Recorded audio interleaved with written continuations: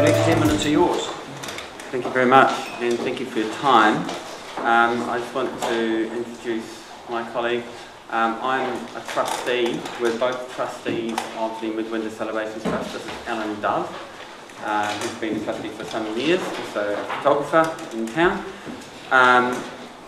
And so yeah, we just want to start by thanking the City Council for its support over the years, and that support has grown over time and it's very much appreciated. We are very much supportive of the festival and event strategy. It works very well, and we hope to see that continue. We're also very supportive of the art strategy that's been developed for Dunedin, and looking forward to engaging with that in a more detailed way in the next few months. So we think the Council's doing some really good work in that area, and there's a couple of other things that we also just raise in our submission. One of them is relating to the community gallery, which we use every year, and that is an important facility. We think that's a really useful and important facility for events as well as community groups. However, we understand that a review was done in the last year or so, and that review recommended changing the booking system, because at the moment it's a first in, first served. People book it out a long time in advance, often so far in advance they don't even know when it's their turn. It's not an ideal process, and we just think that the Council could do a better process, an application process with some criteria. All this was canvassed in the review, but nothing's happened. And so we'd like to see some movement in that area so that it's just a more transparent process. We'd like to know what's happened with the review. So, I mean, the review was a good idea, but I'd just like to see some of the recommendations, which I think pointed to a better process, implemented. So, nothing earth-shattering there, but a suggestion nonetheless. One of the other things that we've been undertaking in the last few weeks, or something that we've done every year, is put up a street banner. Now, we can't do that anymore. In fact, no event can do that anymore. So the street banner site, a long time ago it used to be on Stewart Street, Lower Stewart. Now, in recent years it's been on George Street, and now we're told that the site can no longer take event banners.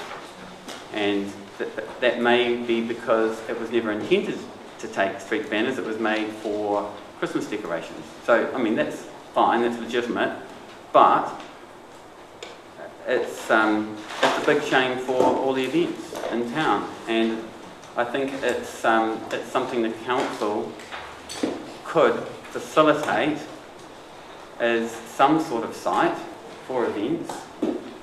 We don't have a huge budget to create some other sort of thing. There's not many other options, in fact.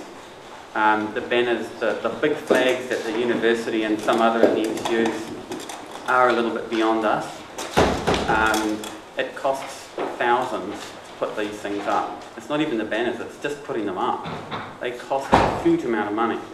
So, yeah, something in the central city, I don't think it's a huge ask that the Council can provide some sort of facility. And it was working quite well in recent years, because the events team had a standing resource consent that events could use.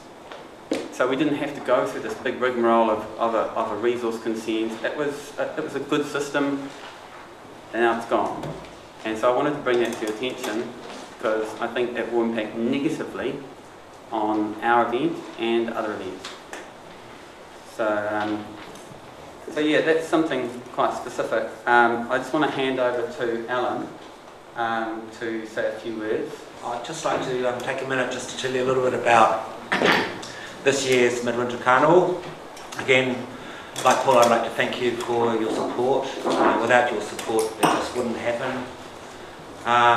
Each year we have a different theme. This year's theme is called A Winter Dreamland. I'd like to invite you all along. It's happening on the 22nd of June, the 21st, beg your pardon. Postponement day is the 22nd, right? Thank you. So we always choose the Saturday that's as closest to the shortest day of the year.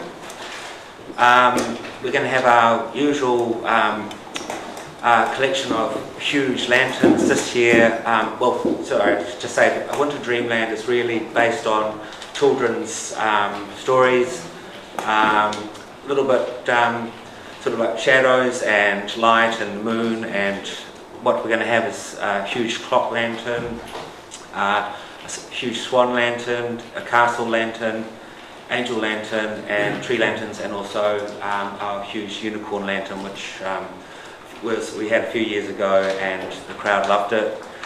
There's going to be about 100 performers, and there's normally about 1,000 participants. This is children and families from the community, and if you've got young children, you're probably very familiar with the carnival, but it's going to be as good, if not better, as ever.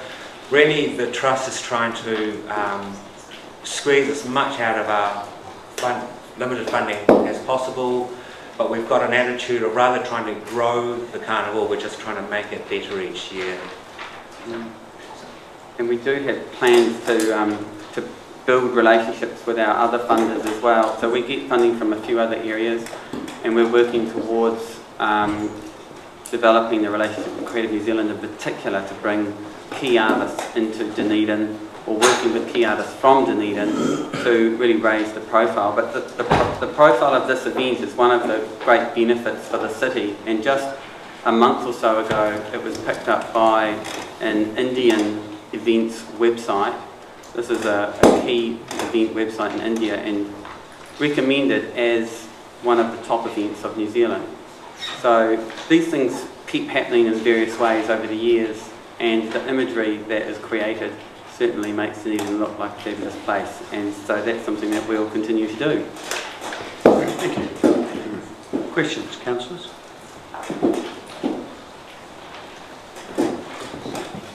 You've convinced us. Thank you very much for your submission. Thank you. Harold Fennell.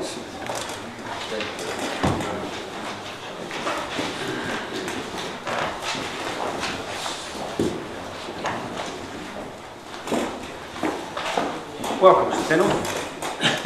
Well, thank you for your time. I'll be brief. Park and Ride. It's been I've suggested this to council on a number of occasions.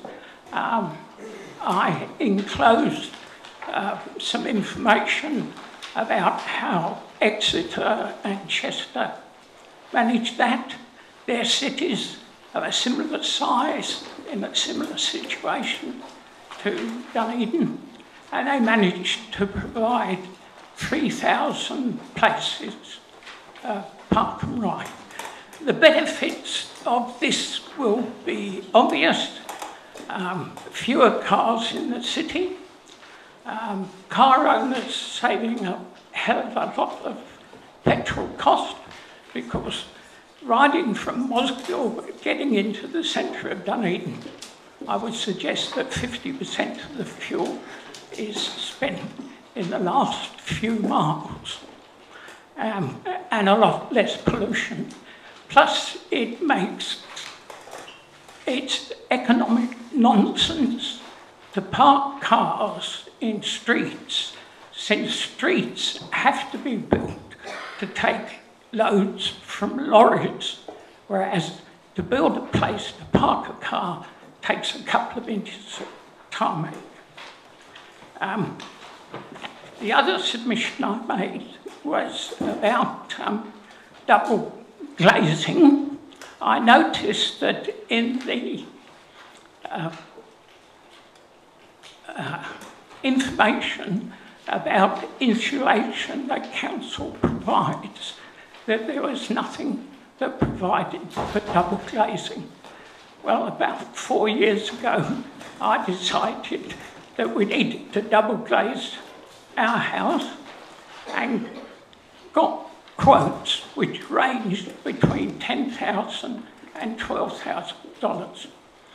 Well, I've got an expectation of life, according to statistics of New Zealand, of about 9.36 years. And I tell people I'm pleased about the 0.36 because I wouldn't want to go before my time. However, dividing, say, 10 years optimistically into $12,000 or $10,000 the cheapest, I've got to save $1,000 a year. I decided I couldn't afford that, but I'd have a go myself.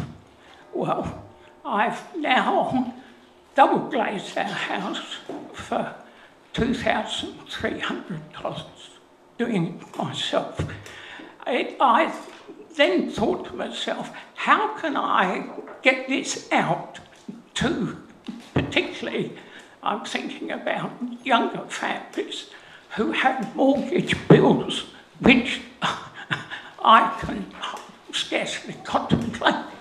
How can I? So I thought, well, I'd ask council maybe that they could help by getting the Polytech to run some cheap courses to tell people how to double glaze their own house. Now, admittedly, mine was a wooden frame house, but that's the sort of house that young people will be in. That's all I've got. Residence parking. I've been in correspondence with council. I suddenly realised for 21 years about residence parking. Now, my wife and I have now spent $2,500 to have some parking outside our house in York's Place. And we're now both into our 80s, and it's essential that we should have a place adjusted. But of course, we're subject to community problems. So we more or less have to have a residence park. What that amounts to is us paying an addition to the rates. And I think that having paid $2,500, that over the past 20 years, in addition to what normal people pay, I think it's enough. Enough is enough. Plus the fact we're very grateful that council provides parking ticket for us, those of us who are over 75, in the centre of the city.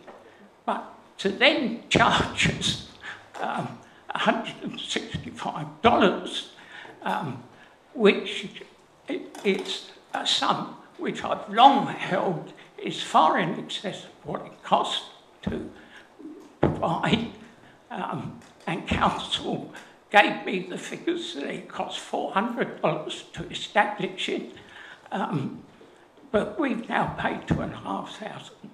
So I think maybe council could. I'd like to see them reducing the price to all residents. For those who have paid, we'll say for 10 years continuously, and the establishment costs must have been well written off, and it costs very little to maintain them. I think that enough is enough. Thank you, Mr. Fennell. If council were to remit the amount that you pay for your residents-only park, would you be prepared to give it up after 9.36 years? I'm going to have to. And by the way, if you think I'm looking prosperous and can afford it, the suit is 38 years old, and the shoes I got married in 56 years ago. It just illustrates that buying quality is worth it. And your thrift,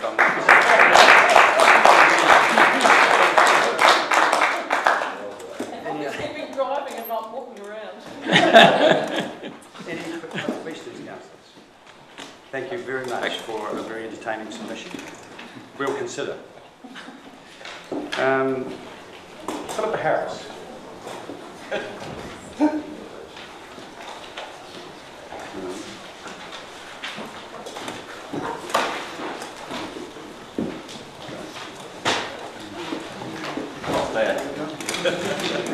Thank you, Mr Mayor and councillors. I'm Tim Black and I'm on the board of Southern Sinfonia, and with me obviously Philippa Harris, who is our General Manager.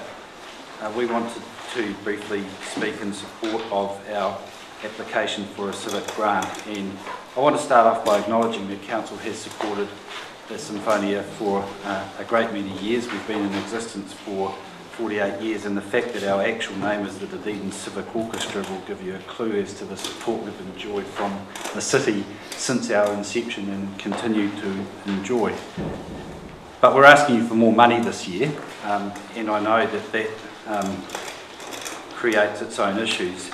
But I wanted really to speak briefly to some of the background behind the request for an increase in funding from Council. Over the last 2 or 3 years, Creative New Zealand has undertaken a substantial review of the orchestral and performing arts scene in Dunedin, in New Zealand generally. And as part of that, they've come up with some new categories of orchestra, and the category which the Sinfonia fits into is a city orchestra. And essentially, the 3 current orchestras which are sort of proposed as city orchestras are Wellington, Christchurch and Dunedin. And we're in the process of asking Creative New Zealand to confirm our status as a city orchestra and to grant us funding on that basis, and we won't know the outcome of that application until August. But part of what Creative New Zealand have done in this review is said, well, what does a city orchestra look like? What does it contribute to the fabric of its community, and how should it be funded?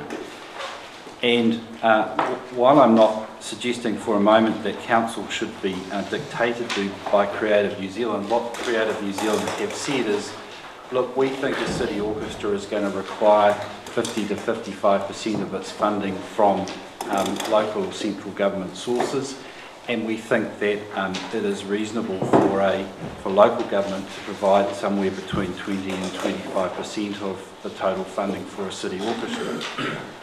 And they're making their funding decision this year based on that kind of model. And the funding decision which they make in August will be for the funding for 2015, 16 and 17, and it will be static. So it's quite important to Sinfonia the level at which Creative New Zealand pitches its funding. And one of the criteria for funding is what support the organisation receives from local government. So they're kind of tying in how much they're prepared to fund to how much councils are prepared to fund. They're saying if local communities want these community amenities, services, then local communities have to pay for them. And that really drives, I think, our application for an increase. We've done a bit of an analysis on the support which other councils provide to the other relevant orchestras, and you will see that that's at page 4 of our grant application. And the currently Dunedin funds us on the basis of about 73 cents per capita per year. Christchurch and Wellington are 96 and 99 cents respectively. And so on the basis of a funding model similar to Wellington and Christchurch, that's the basis for the 120,000 that's requested.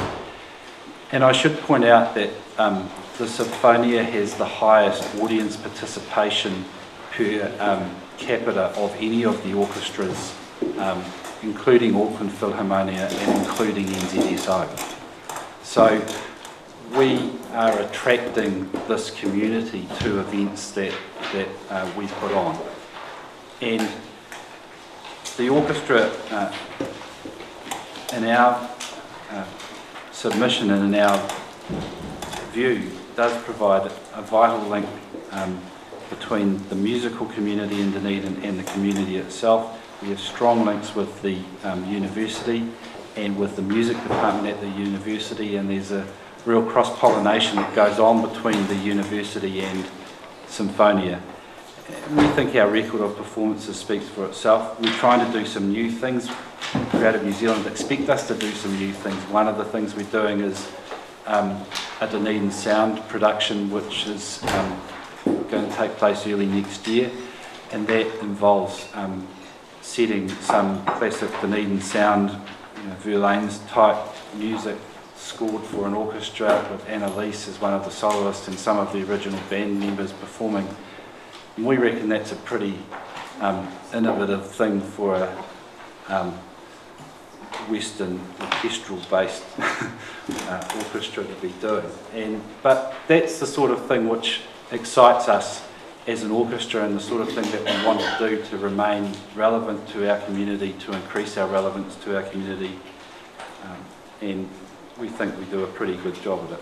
We run a pretty tight organisation. We're the only orchestra in New Zealand of this nature which hasn't required an emergency bailout from the government, because we don't put on stuff that we can't afford to do. We pay our players about a third to a half less of the pay rate of the other orchestras, and we're running, we think, at about a minimum level of activity which we can to maintain artistic standards, because you need the group of players together a certain number of times a year, otherwise you start to lose artistic quality.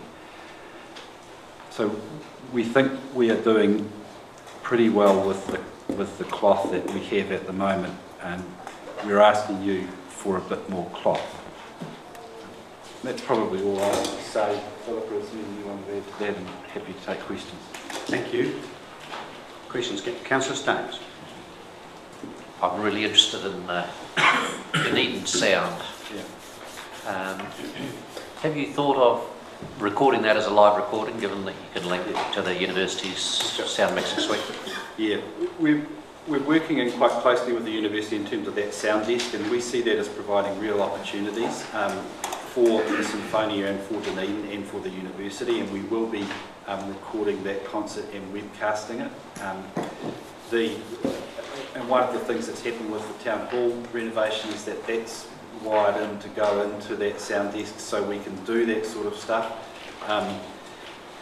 One of the NZSO asked the government for a new sound recording studio, and the government's initial response was tell NZSO to come and record it in Dunedin in the town hall and use the sound desk at the university, and we've actually had a bit of discussions around all of that. So that sound desk is a fantastic facility, and definitely we want to make more use of that in terms of being able to broadcast our concerts to a wider audience.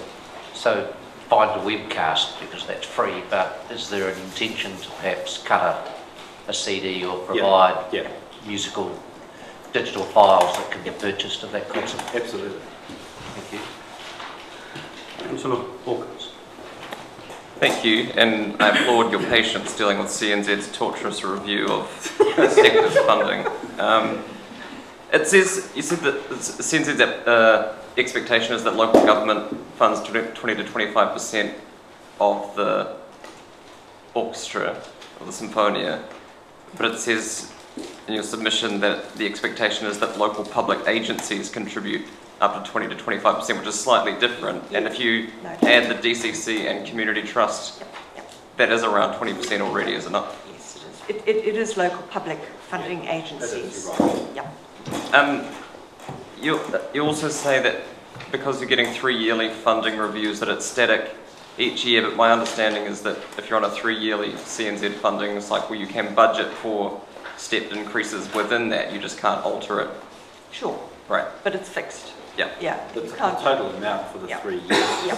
That's what. Apply for a total. Yeah. And just lastly, what are the financial implications of greater engagement with the Royal New Zealand Ballet? Is that net positive or negative financially for the Sinfonia? It's break even.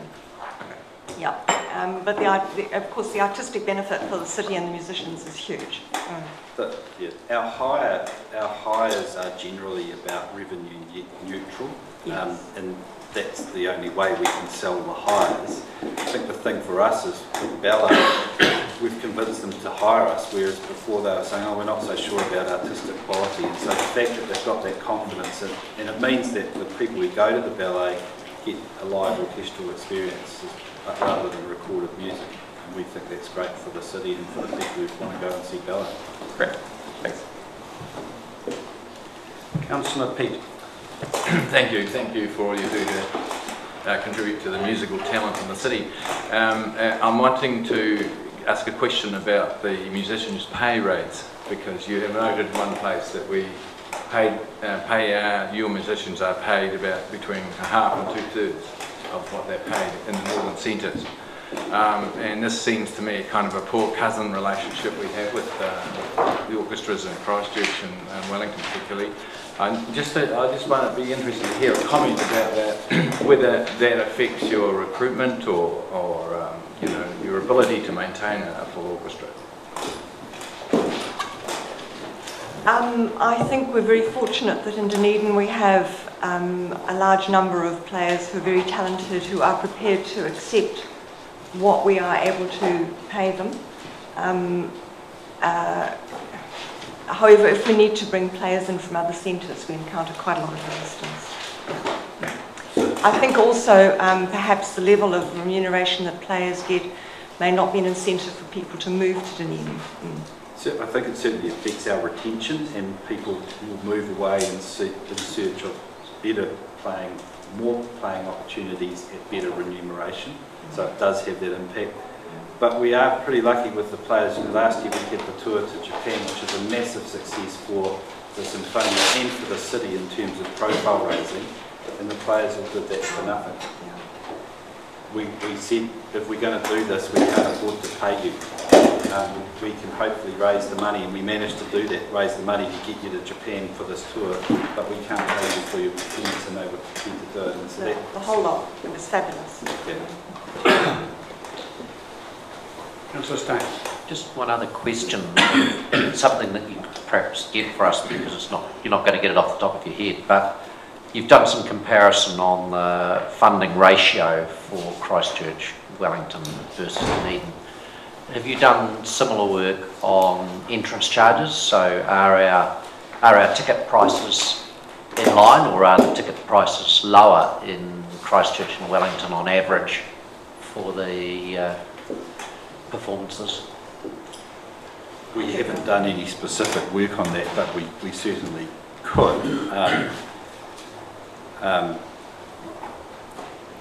We don't have access to the financial information, or we have limited access to the financial information of the other orchestras. I think it's more just what is there advertised. You know, they'll probably have similar charges for students or pensioners or just an adult or a child. Just to get some reference to know whether... I think Auckland is certainly much higher priced tickets, yeah. But I don't know about the other centres. I could look that up though. Thank you. Let you know. We can provide that. Councillor Lizette. Philippa, forgive me if it's somewhere else in your submission, but I just can't see it.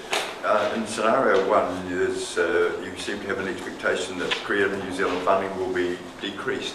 Can you just elaborate on that? This is... we're really uncertain as to how this new model is going to play out with Creative New Zealand, and they have highlighted the relationship between the local government funding and central government funding. And if they took the current level, then the corollary of that would be less central government funding. And so that's why we've said it could be a decrease in theory. And are you being pessimistic, or is that likely to happen?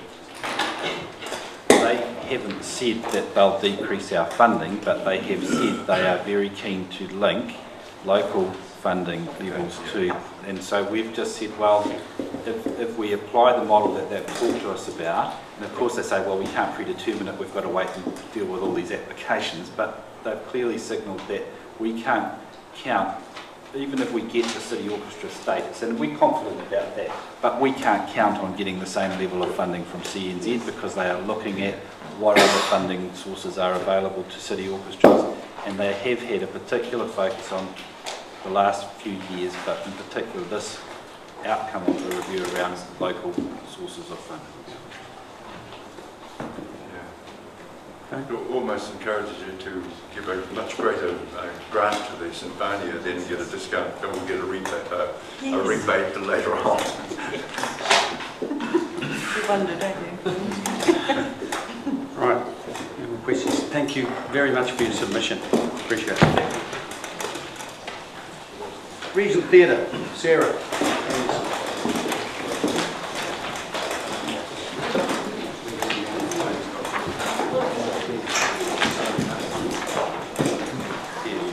We're saving money on the heat pump at this point.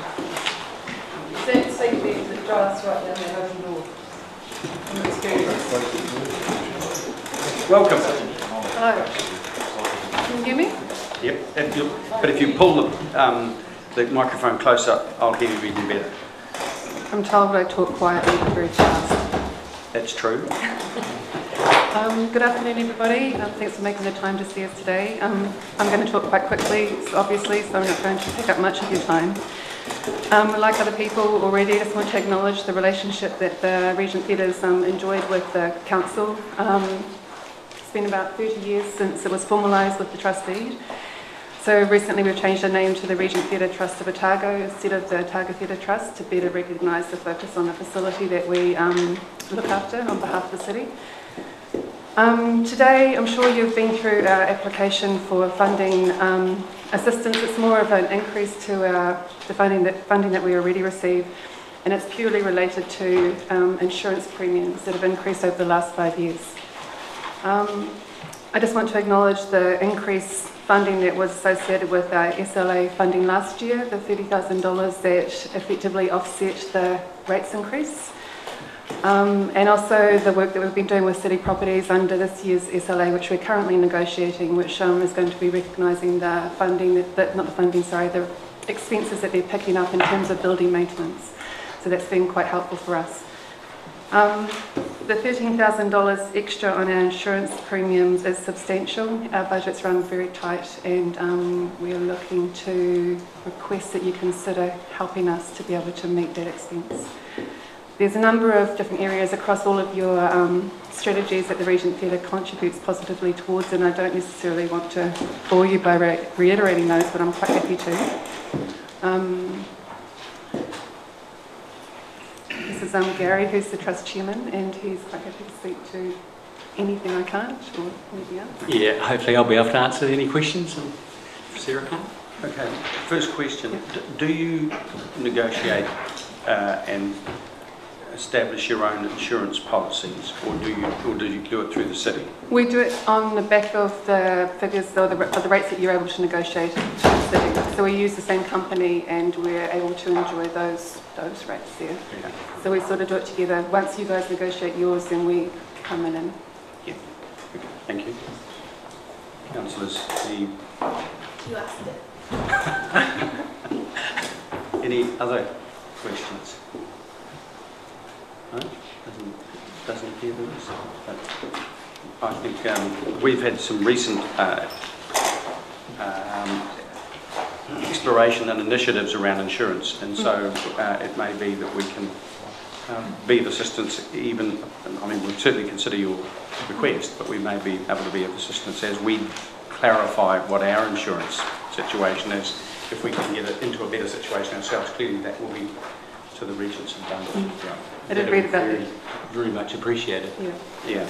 The thing is that the Otago Theatre Trust of Otago, the Regent Theatre Trust of Otago, sorry, operates the Regent Theatre for the enjoyment of the entire city and the region, and they do that with a relatively small contribution from the city, not dismissing that it is substantial in terms of what the city can afford, but comparative to other city councils, the funding we receive is about 6 to 7% of the national average. So for a small investment, we are able to save the city hundreds of thousands of dollars that are able to be allocated in other worthwhile areas, and we're looking to mitigate some of the direct costs that we actually can't control by being any more efficient with the operations that we undertake. Yeah. So, thanks for your time. Thank you very much for your submission. Thank you. Kris Nnicolau.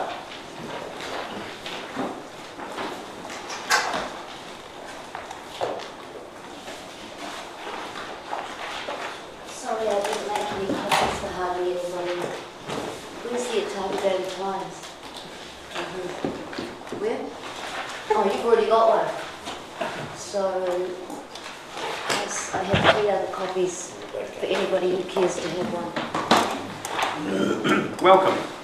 Thank you, Nnicolau.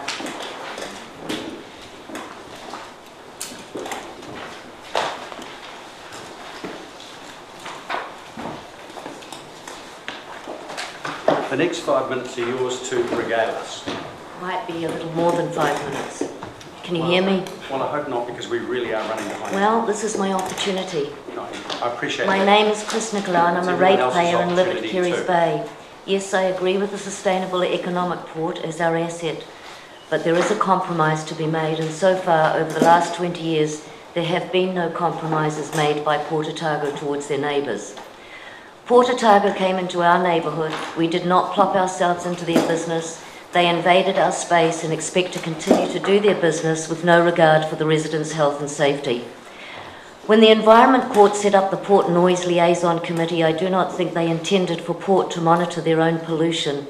And also I struggle with these proposed changes because the last Environment Court mandate regarding noise, light and container stacking was clearly set out, I thought. How is it that the district plan can supersede an Environment Court order? Environment Court clearly stated that stacking of 3 container high and up to 5 high for a few days before and after said container ship had departed. Does this DCC have the authority to overturn an Environment Court ruling? And if so, can someone tell me what that law, paragraph and page number, and where does it exist? Where does it exist? Do we have an answer? We're not here to answer your questions, you're here to give us your submission. Okay, well, where does it exist?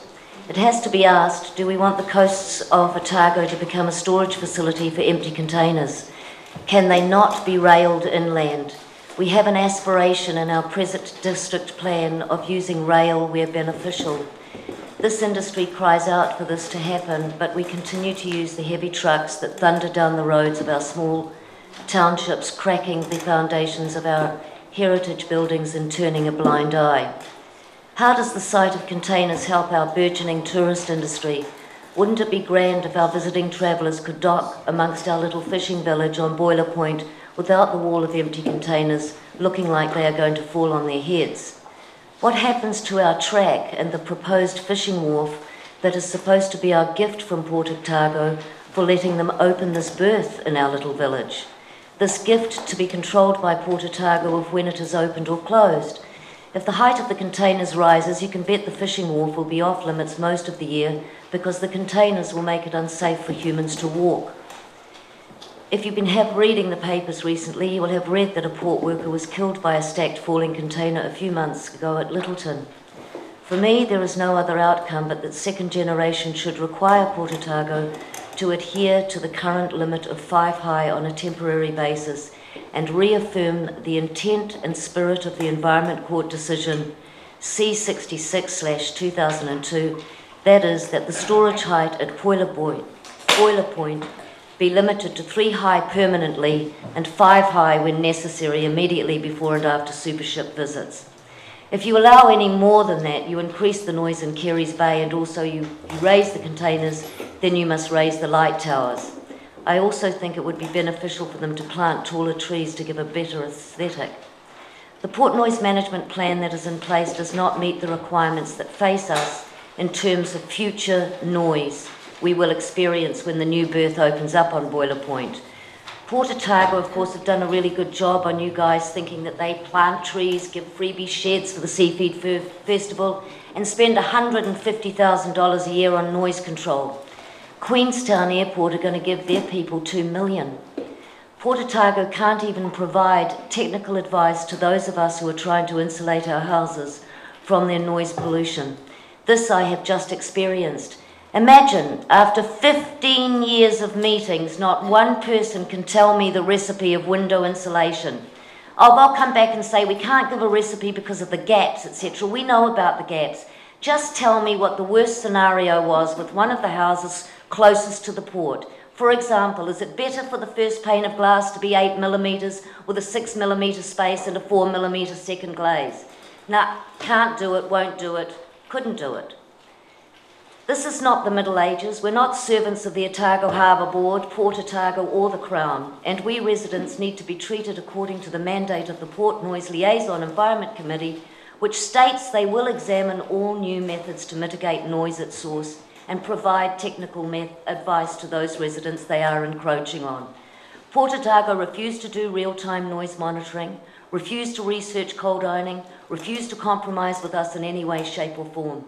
We set up a working party with them, and as soon as we dropped our Environment Court appeal, they terminated the working party. There are hush technologies available to dull noise at ports. Ports over the last 15 years still have not hushed. Port Otago over the last 15 years still have not hushed all their stragglers. Ports still blame their workers for dropping containers instead of talking and training them to understand the nature of where their business is located. That speed between the hours of 10 o'clock at night till 7 in the morning should be slowed down, and incentives given for those that spend the full 8 hours stacking containers instead of being let off in 6, dropping containers with no control, thus causing us all sleep deprivation. And now we come to the lighting issue. Ms. Nnicolau, yeah. Before you go on to the lighting issue, can I explain that we don't have time for you to read all of this? I'm reading all of it, mea culpa. I'll adjourn the hearing until we'll have a quarter of an hour break. Okay, I'll stay here until you come back. Ms. Nnicolau, we'll resume. Now, I'm sorry, order please. Ms. Nnicolau, I'd like to suggest that we give you, or you take, another couple of minutes to sum up. There are also some councillors who wish to ask some questions, and I also know that there's some councillors who want to make some suggestions about other forums that you can air this issue in. Is that a reasonable compromise? That's a reasonable compromise as long as all of you will take up and read what I have to say about lighting, stacking of containers and noise, and what isn't being done in our area. I can give you that assurance that we will. And I also do want to know how a district plan and everything supersedes an Environment Court order. We cannot give you that answer. No, I understand that. I understand that. But at some stage we'd like to know. So in summarising, talking about bums on seats in tourism and the stadium,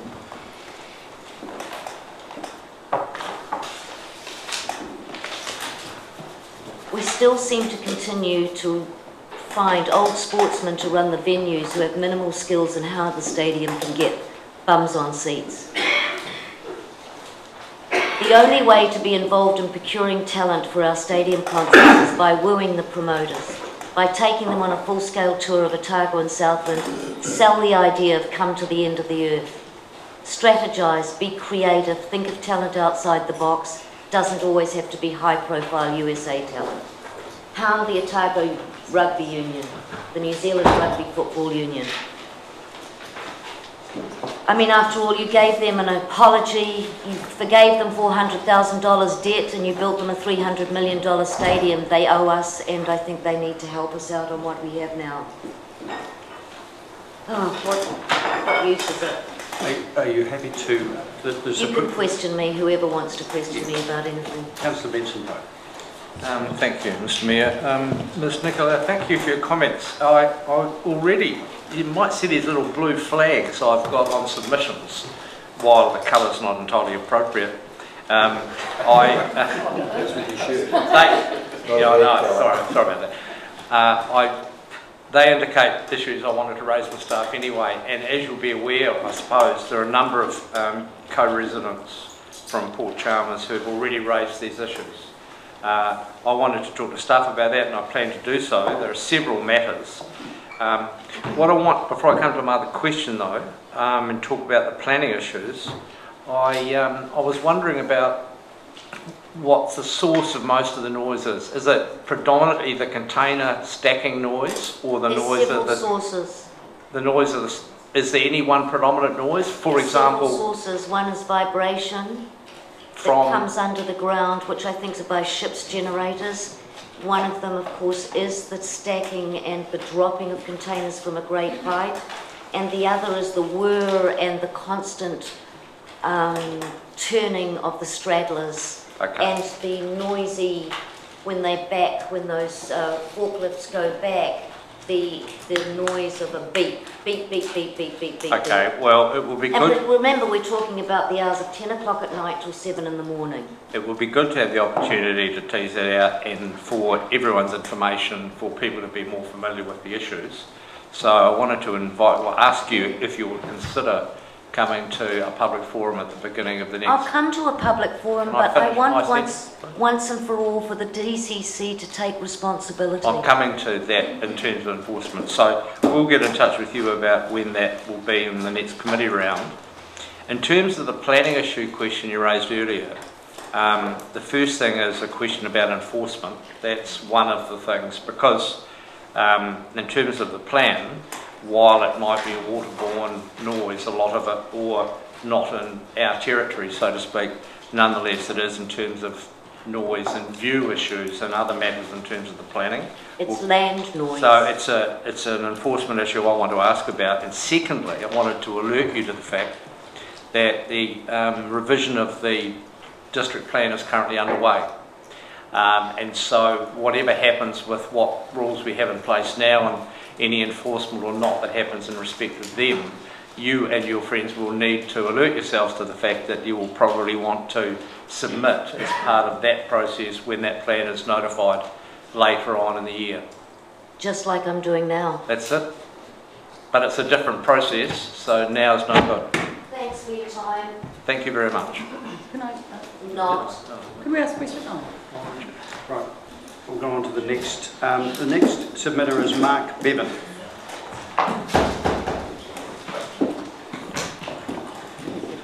Welcome, Mark. Hello there.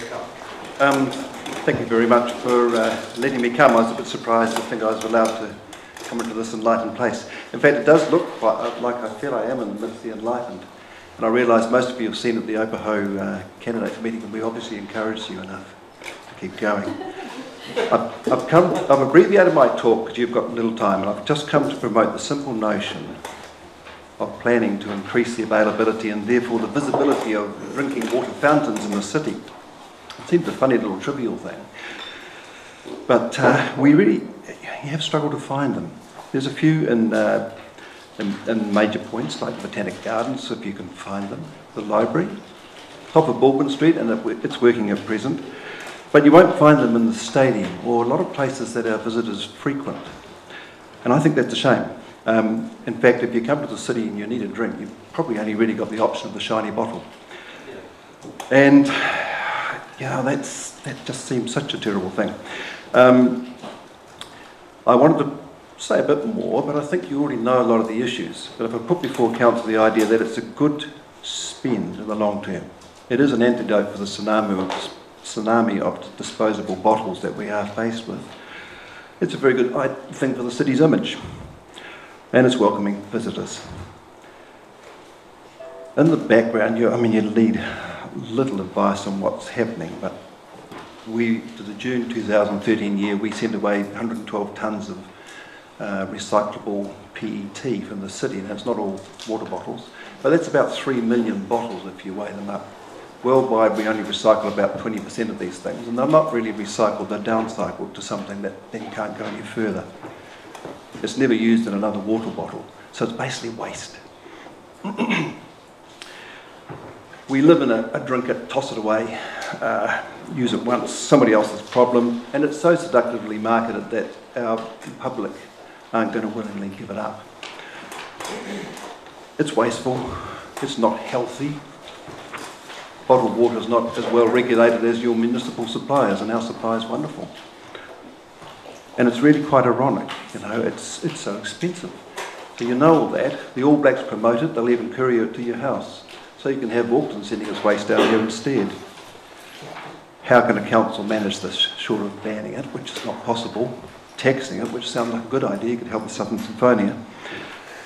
But a practical way maybe is to just make it easy to drink fresh water in the city. So you don't have to change anything right now, there's no spend in the next 12 months. But when you're thinking ahead, say, could we put a drinking fountain or a bottle refilling fountain there? That would look good, and that's all I wish to say. Thank you for that. Questions, Councillor? Councillor Hawkins. I just have a quick question about whether you have specific sites in mind or just anywhere. I realise as I talk to people that some of the places I hadn't been able to find them, they are there. But I certainly thought... Oh no, sorry, for the provision of new ones. Yeah, new ones. Yeah. Well, if we could go back to it, I'd certainly stick them in the stadium or some of those big collection points. Because you actually, after a big event at the stadium, the north end is littered with plastic bottles. There's no alternative, you see. It's difficult in the stadium because you can take a sealed bottle in, but it's got to be a plastic disposable bottle. It can't be your nice ceramic one you got from Kathmandu. There are, I'm not too sure if there's around the visitors centre, but you can imagine the railway station, places where visitors decamp from buses and they're thirsty and they want a drink. They can refill a non-disposable bottle. And I think if you're thinking ahead, you think, you get the comments from people saying, where can we, how can we improve the service? It will come, it will come. I'll certainly keep a watch out and let you know if you like. But in the States, if you build a stadium without water fountains, you're in trouble. They can't do it. It'll differ from state to state, but it's just, they've got to provide 20, 40, 60 of the things. Thanks, Dr. Bevin. So, just so I can be clear, you're talking about a traditional drinking fountain that you can press a button and have a drink, but also one that is designed in such a way that you can actually fill a container if you happen to have one. That's right. I've seen the ODT recently, because I can't think where it was, somewhere in Queenstown, they'd opened a thing with you could refill your bottle, but it was with filtered water, and it looked, and they saw it as a real plus for the place, it's quite a draw card. Good idea. Thank you. Yeah. Thank you. Thank you very much for listening. Thank you very much, mate. Now, Vicki, Grouther and Kris Barows.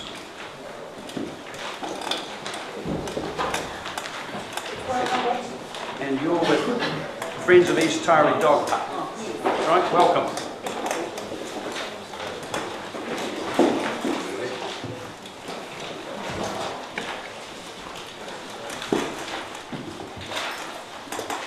Pull that one down, you'll be right. Hi there, I'm Vicki Grouther and this is Kris Barows, and yes, we are here representing the group Friends of the East Taleri Dog Park, which you'll be aware is a Dunedin City Council public community amenity. We love our dog park, and we're here because we'd like you to understand that it's not just somewhere that you go to exercise your dog, because if it was, we drop the dogs off and then we go to the supermarket and come back and pick them up. But really, the whole dog park concept has grown and evolved over the time that the dog park has existed. And what we're asking for is for the amenity itself to have maintenance and upgrade work done so that it can evolve to meet the demands of the people who use it. Patterns of use may surprise you. Some people are there for up to 2 hours at a time. We have people working full time who are there in the mornings and after work. So, you know, for 6 months of the year, they're there in the dark. We also have a lot of people coming who are mobility impaired, and so it means that there are people in the community who can maintain and sustain dog ownership who wouldn't otherwise be able to, because they can come in their car, get out with their dog, the dog can run around, interact with other dogs, they can socialise with the other people who are there. We think it's a really, really valuable community resource. The difficulty is that in a way we're kind of a victim of our own success, the dog park users, because the more it's used, the more the facility is deteriorating in the winter months. So what we'd like DCC to do is to maintain and upgrade the facility, because while we love the dog park, we'd like to love it more. Hi. This submission is basically on the back of the similar submission that came before the council last year. The submission had a favourable response if funding could be found. We're in the same position this year as what we were last year. There's been nothing done in the dog park other than actually empty the bins and cut the grass, and possibly a little bit of spraying of the edges to make it easier for the mowing process. You actually go there and it's a bog in area 1. Area 2 is a better area, but you've got to go through area 1 to get to area 2. So we've got issues with safety. It's very slippery. It needs drainage. In certainly area 1 to the footbridge.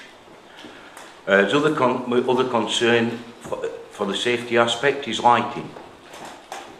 I spend a fair bit of time at the dog park.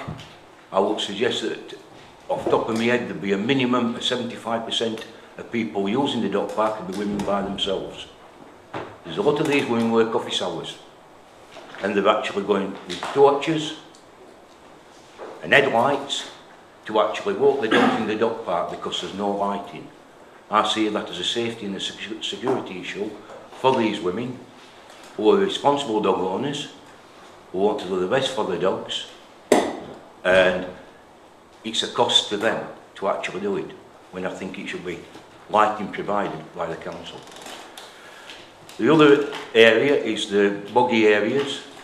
They've been partly fenced off. This possibly goes back 2 years ago, to a partial area fenced off. We've got dogs going in there and giving illness because there's stagnant water at the time, apart from it being dirty and filthy. We'd like to see those areas fenced off. We've got a catch-22 situation. The boggier and dirtier it becomes, the more you have to wash your dogs down. There is a tap provided with a little bit of outstanding concrete. As you wash your dogs down, it becomes more and more of a bog because you're washing your dogs down more and more. And to actually get from the gate to the tap becomes just a bog. You're ankle deep in sludge. So that's another area that we've asked to be addressed. Topping of barley grass, which is a health hazard to the dogs. That doesn't seem to be getting done in the areas. Other area for concern is the goats. Now, I know it's not the council's problem as such, it's on adjacent land. But if you go into area 2, on the perimeter fence, it's starting to make its way through the perimeter fence, which will cause major problems with breaking the fence, making it insecure, which is obviously going to make it that it's an insecure dog park, which that's not the intention. The intentions are that the dogs socialise in a confined area. Now, with this submission, I'd like to know, has there any costings been done on last year's submissions? And if so, what were the costings and what was the time frame for the work to be done? Now, we're all reasonable owners, and responsible dog owners. We've got age groups from young school kids up to ladies of 80 plus who actually walk their dogs, and young families with young children. So it's a very diverse and age group and age span. It's more of a social group than if you want a dog park.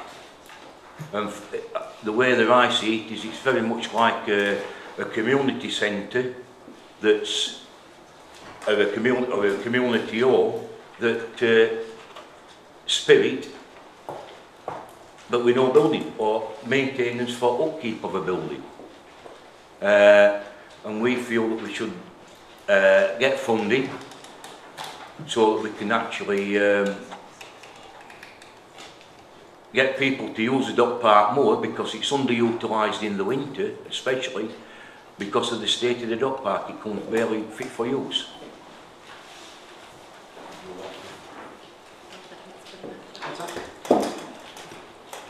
Councillor McTavish. Thank you. A couple of questions. Appreciate that you guys submitted last year, and I think there are probably a few other things that have been added to the list this year, so that tells me that you are you're wanting to upgrade the park, basically, aren't you, to both become fit for purpose, and then there are a bunch of additional amenities, things like bench seats, shelters, those sorts of things which are sort of nice to haves.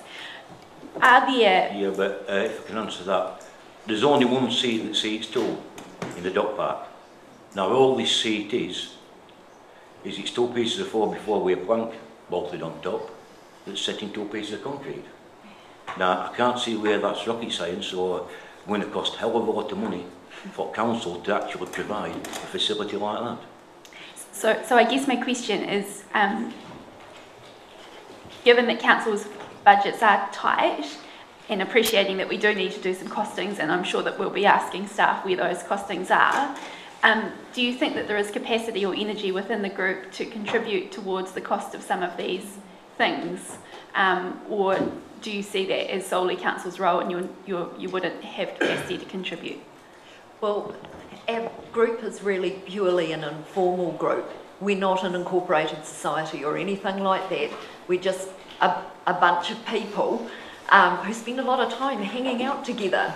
And so we've organised ourselves for this submission. So no, there isn't any financial capacity, but what there is a willingness to work.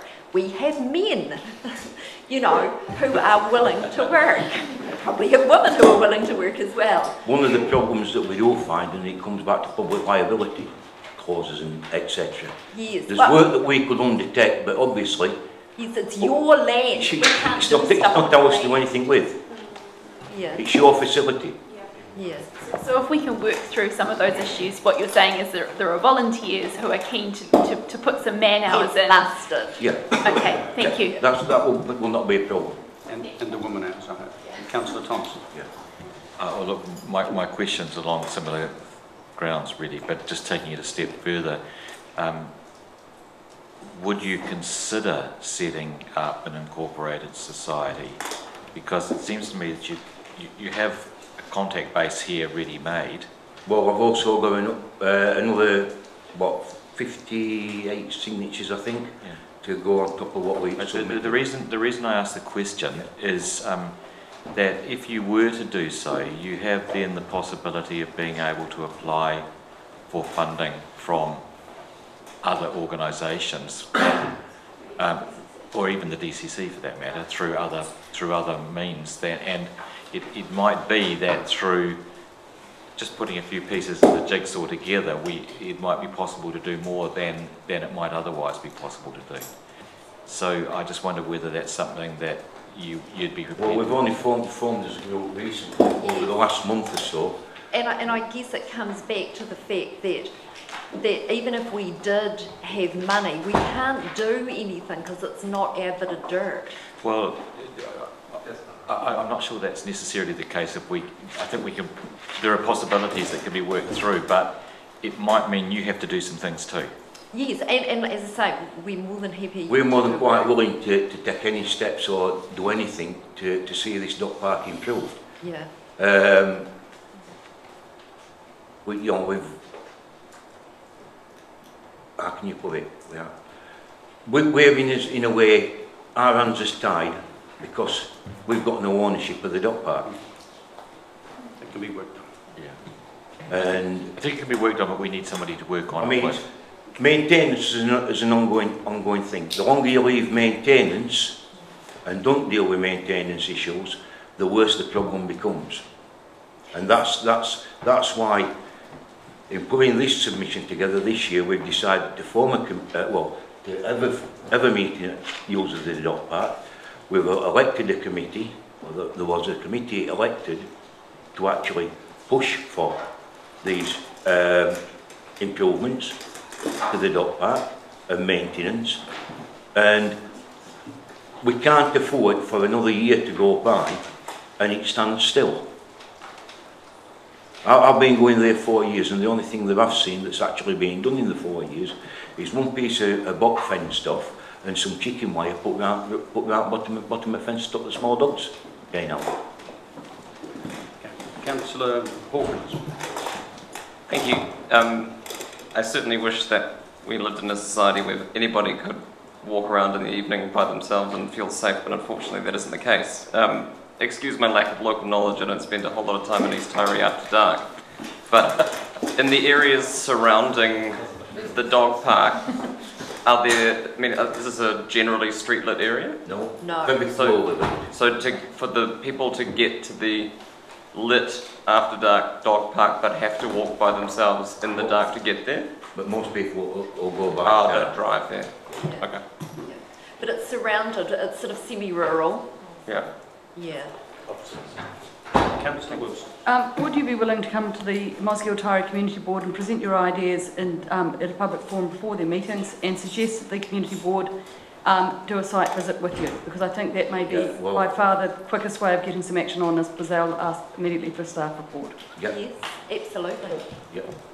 We're only too happy to do anything, to follow anything to actually get the improvements done to the dog park. Thank you, Vicki. Thank you, Kris. Thank you very much. Thank you. Much appreciated. Welcome, Stuart. Thank you, Mayor. Good afternoon, councillors. Thank you for the opportunity to speak. Just like to clarify a couple of things before I do. I'm presenting this afternoon on behalf of my company, and I have 10 minutes. Well, we've allowed 5, but if you technically look, if you go out a bit over 5, that's fine. I think I had 2 submissions in. One is for tomorrow, and I think they may have been confused. Do you want to? If I can take my 10 minutes this afternoon, if that is okay. Okay, so you've got another one, you're coming back tomorrow? Yes. Okay. Well, if you've got one of each, you can choose which one you... I'm prepared to top on one at the moment. That's fine. I haven't finalised the second. You're choosing the 10 minutes now and the 5 minutes tomorrow. Is it in a company name, so we can find it? It's in the company name, which is it's WICNZ. Yeah, this is there is a 698, I think. There is a document being circulated, which is the summary. Yep. This is on the Digital Office and Digital Community Trust. And also to clarify, I'm not here to tell you about my products or services. I'm not here to disagree with you. In fact, I'm here to agree with the decision that you have made. To start, just to revisit some history, my company was formed in 2005. We provide internet services within Dunedin City. We have done that on our own infrastructure for some time. I've previously worked at the University of Otago. I worked there for 7 years as a lecturer in computer science, and I've been working in the company since then. 2009, I sat on the steering group which formed Dunedin's digital strategy. That was 5 years ago. In technology terms, it's a lifetime, several lifetimes, in fact. The trust deed, which was set up to establish the Digital Community Trust, was signed on 1st of November 2011. My signature was on that document as witness.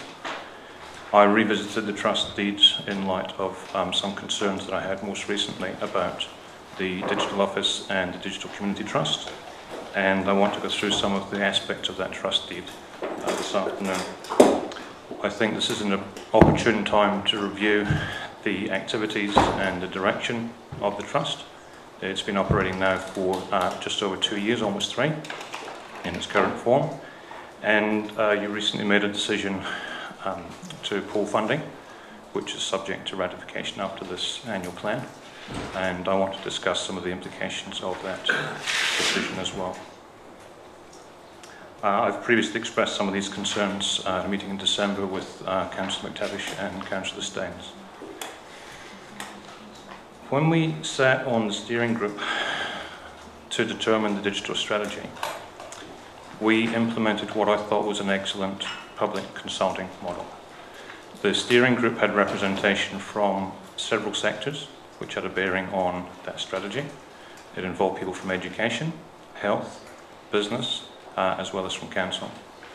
We engaged and reviewed in quite some detail some of the consultants who were eligible to do that work.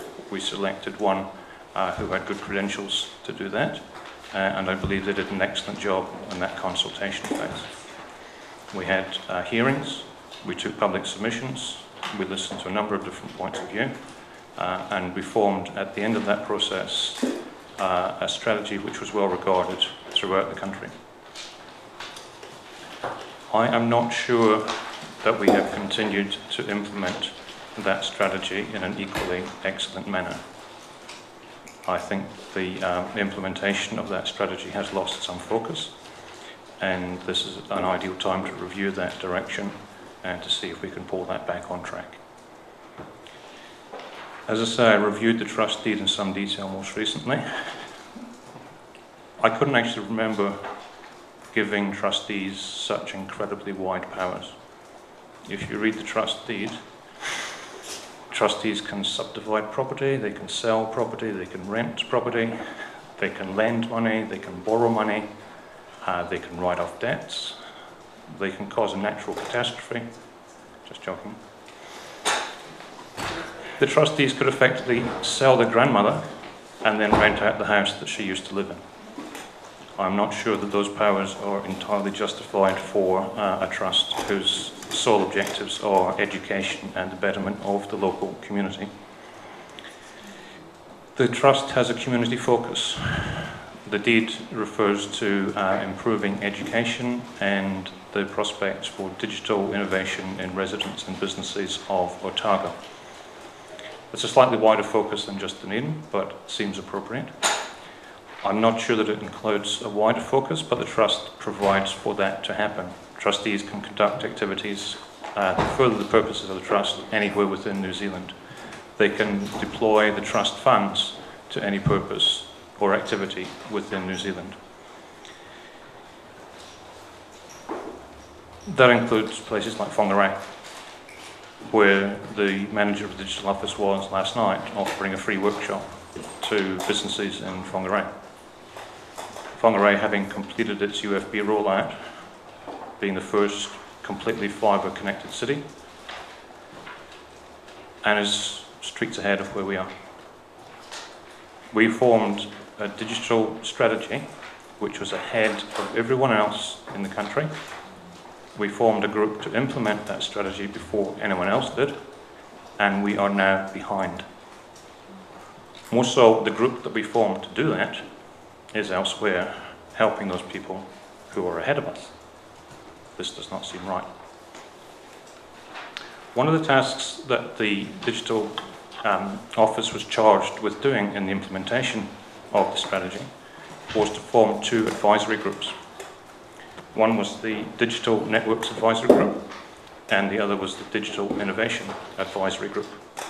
These were to provide leadership to the trust and have not been formed.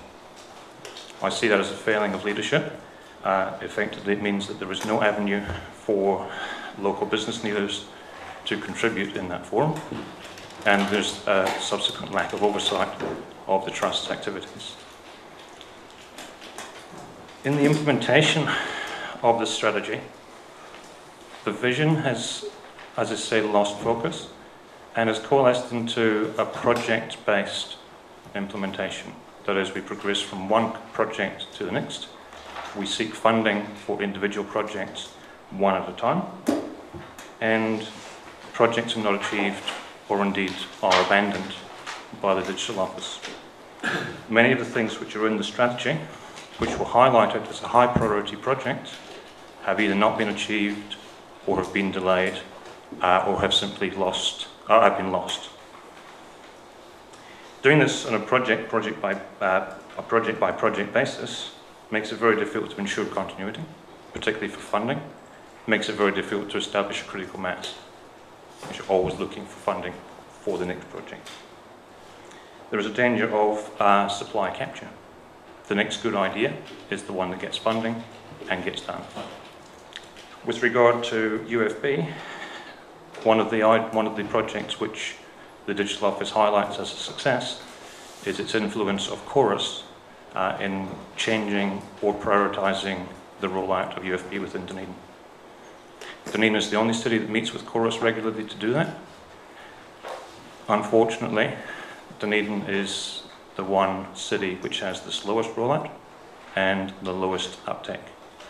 So whatever it is that happens at those meetings, please stop doing it.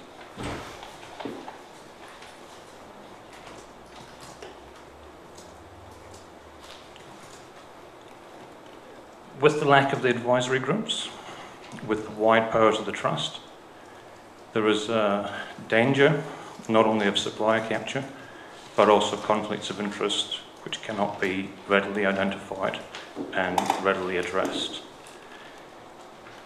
There should be a review of what the Trust has done to date, its activities, its structure, its reporting, the transparency and the nature of the engagement that it has with the community and who that community actually is. Is that residents and businesses in Dunedin, or is it a wider scope? And that is important because your decision to remove the funding is being regarded in some quarters as a death knell for the Digital Office, the end.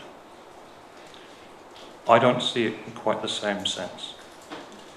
I agree that the decision to pull funding is correct, because I don't believe that it is within focus or expertise of Council to continue that relationship. But it is an opportunity for the Digital Office and the Digital Community Trust to refocus its activities, to capitalise itself correctly, so that it can maintain operations in a more strategic sense rather than project by project.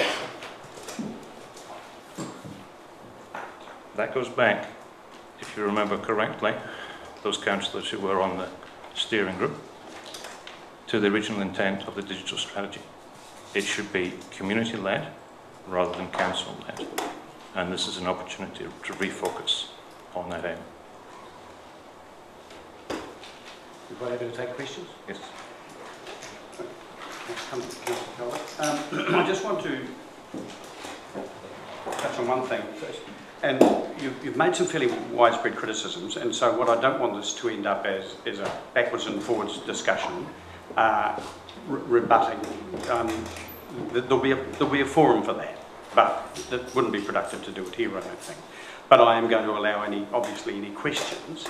And the first question, I'm just concerned about your comments you made about you mentioned Whangarei meeting. Are you aware of how many hours the manager or whatever he is of the Trust, Stuart Dillon Roberts, is paid by the Trust to do that work a week? I understand that it's 1 day a week. So if he's in Whangarei, he's not necessarily being paid by the Trust and he's not taking any time from the Trust. And would that be your understanding? That's not clear. Well, if he's only being paid 1 day a week here and he's up there on any other day, Why would you draw the conclusion that he was working for the trust while he was up there? That's where I don't understand. Because the workshop is promoted as being organised and run by the digital office. Okay, but it's not necessarily, he's not being... I'm just trying to tease out the fact that if he's only paid for 1 day a week, why would you expect him not to be doing work for other people as well? The point is that the work is not being conducted in Dunedin, which is the focus of the trust. Thank you. Councillor Kell. I'm intrigued at your comment that the Digital Community Trust is a council-controlled organisation, and therefore budgets, minutes, plans and things aren't available to the community. What makes you think it's a council-controlled Because that's how it's established. organisation? I mean, you've read the trust deed and you know that it has no relationship to council in a controlled sense. There are no reporting structures, there are no control that the council can exhibit over it. That was my understanding when the trust was incorporated, that it was a council-controlled organisation. Well, in a trustee, there's no suggestion of that. It's a standalone trust with a group of trustees. I'm not sure that that is exactly the case. Councillor Hawkins. Yeah, thanks, Jude. Just to be clear, and yeah, I don't want to make this into a discussion around the digital office. So either, I can gather that is exactly your point, is that you want that conversation to happen at some point. Yes. Yeah. But you're not questioning the office or the trust or the objectives as such, just the operation and implementation of those. That's correct, yes. Thank you. Councillor Bevin. Dr. Fleming, you're suggesting that there be an independent review of the operating structure. Do you have some expectation that council will instigate that? Is that what the reason you're here for today? Yes, I think that would be the correct forum for that activity to take place. But before, do you think it would be fair to say that before we would introduce an independent review, we would have to have some sort of strong evidence that there is a need for it?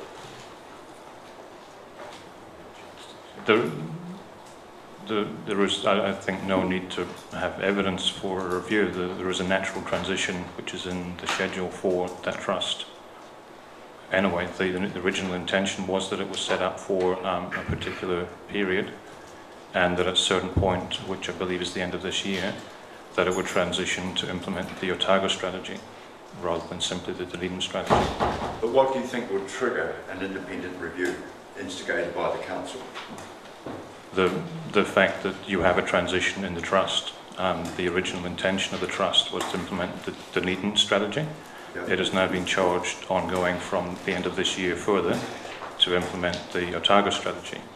That is... But that may not trigger a review along the lines that you have some expectation of happening. I'm suggesting there would be an opportune time to conduct such a review to establish what the trust has achieved, what it hasn't achieved, to learn lessons from those, and to make use of those lessons going forward in the implementation of the wider strategy. I'm suggesting that that would be a good idea. I'm not suggesting that it's necessary as a result of any wrongdoing, omission or breach of the trust deed. I'm simply saying that it would be a good idea to learn lessons from what's been done. Thank you. More questions? Thank you, Stuart. Thank you. Now, Generation Zero.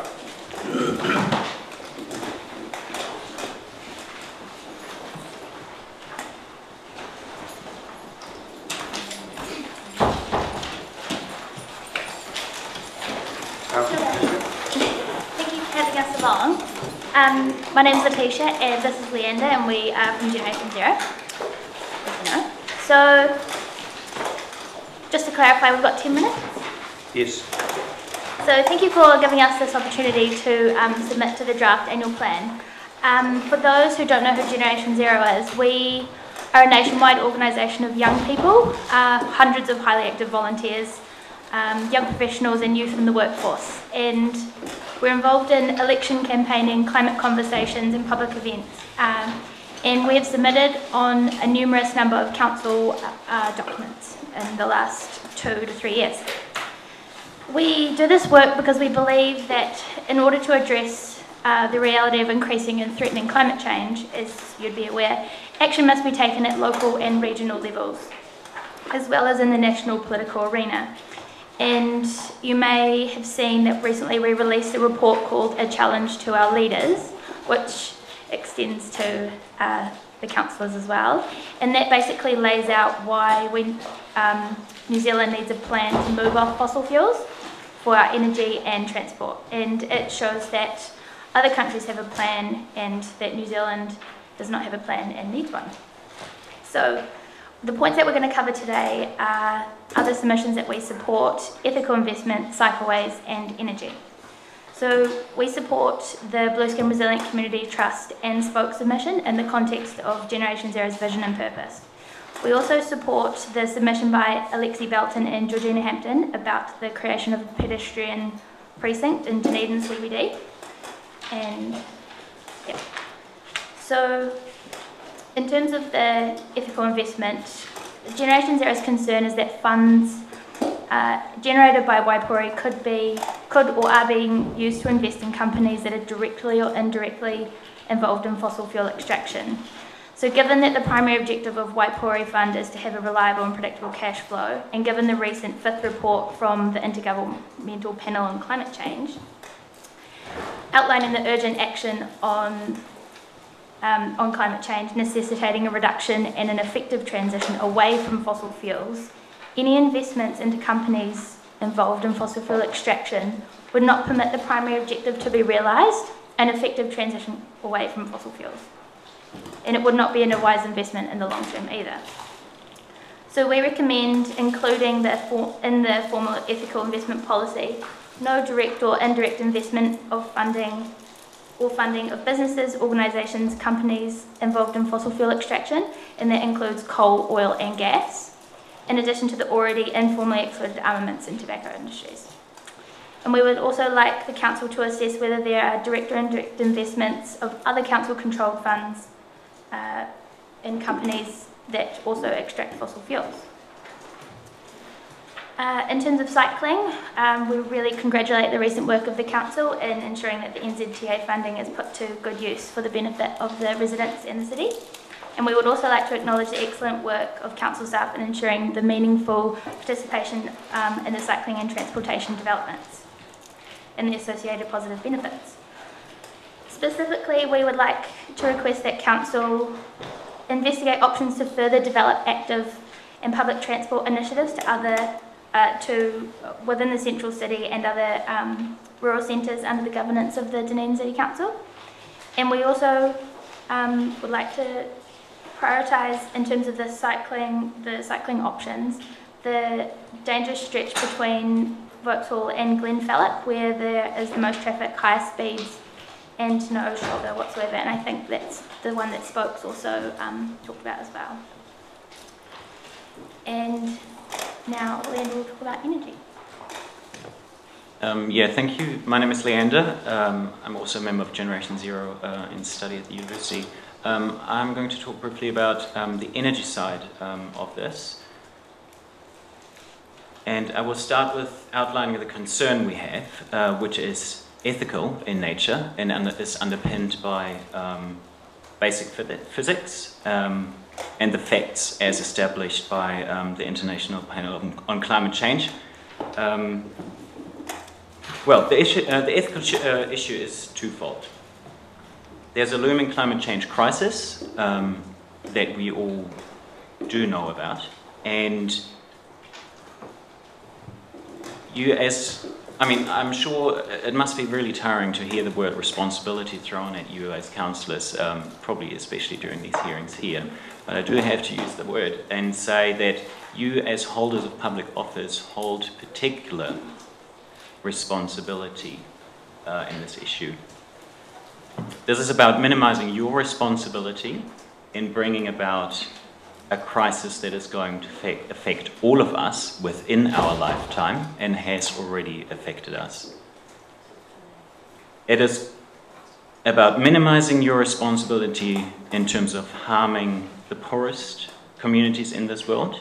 Please remember that only 20% of the people on this planet live as we do.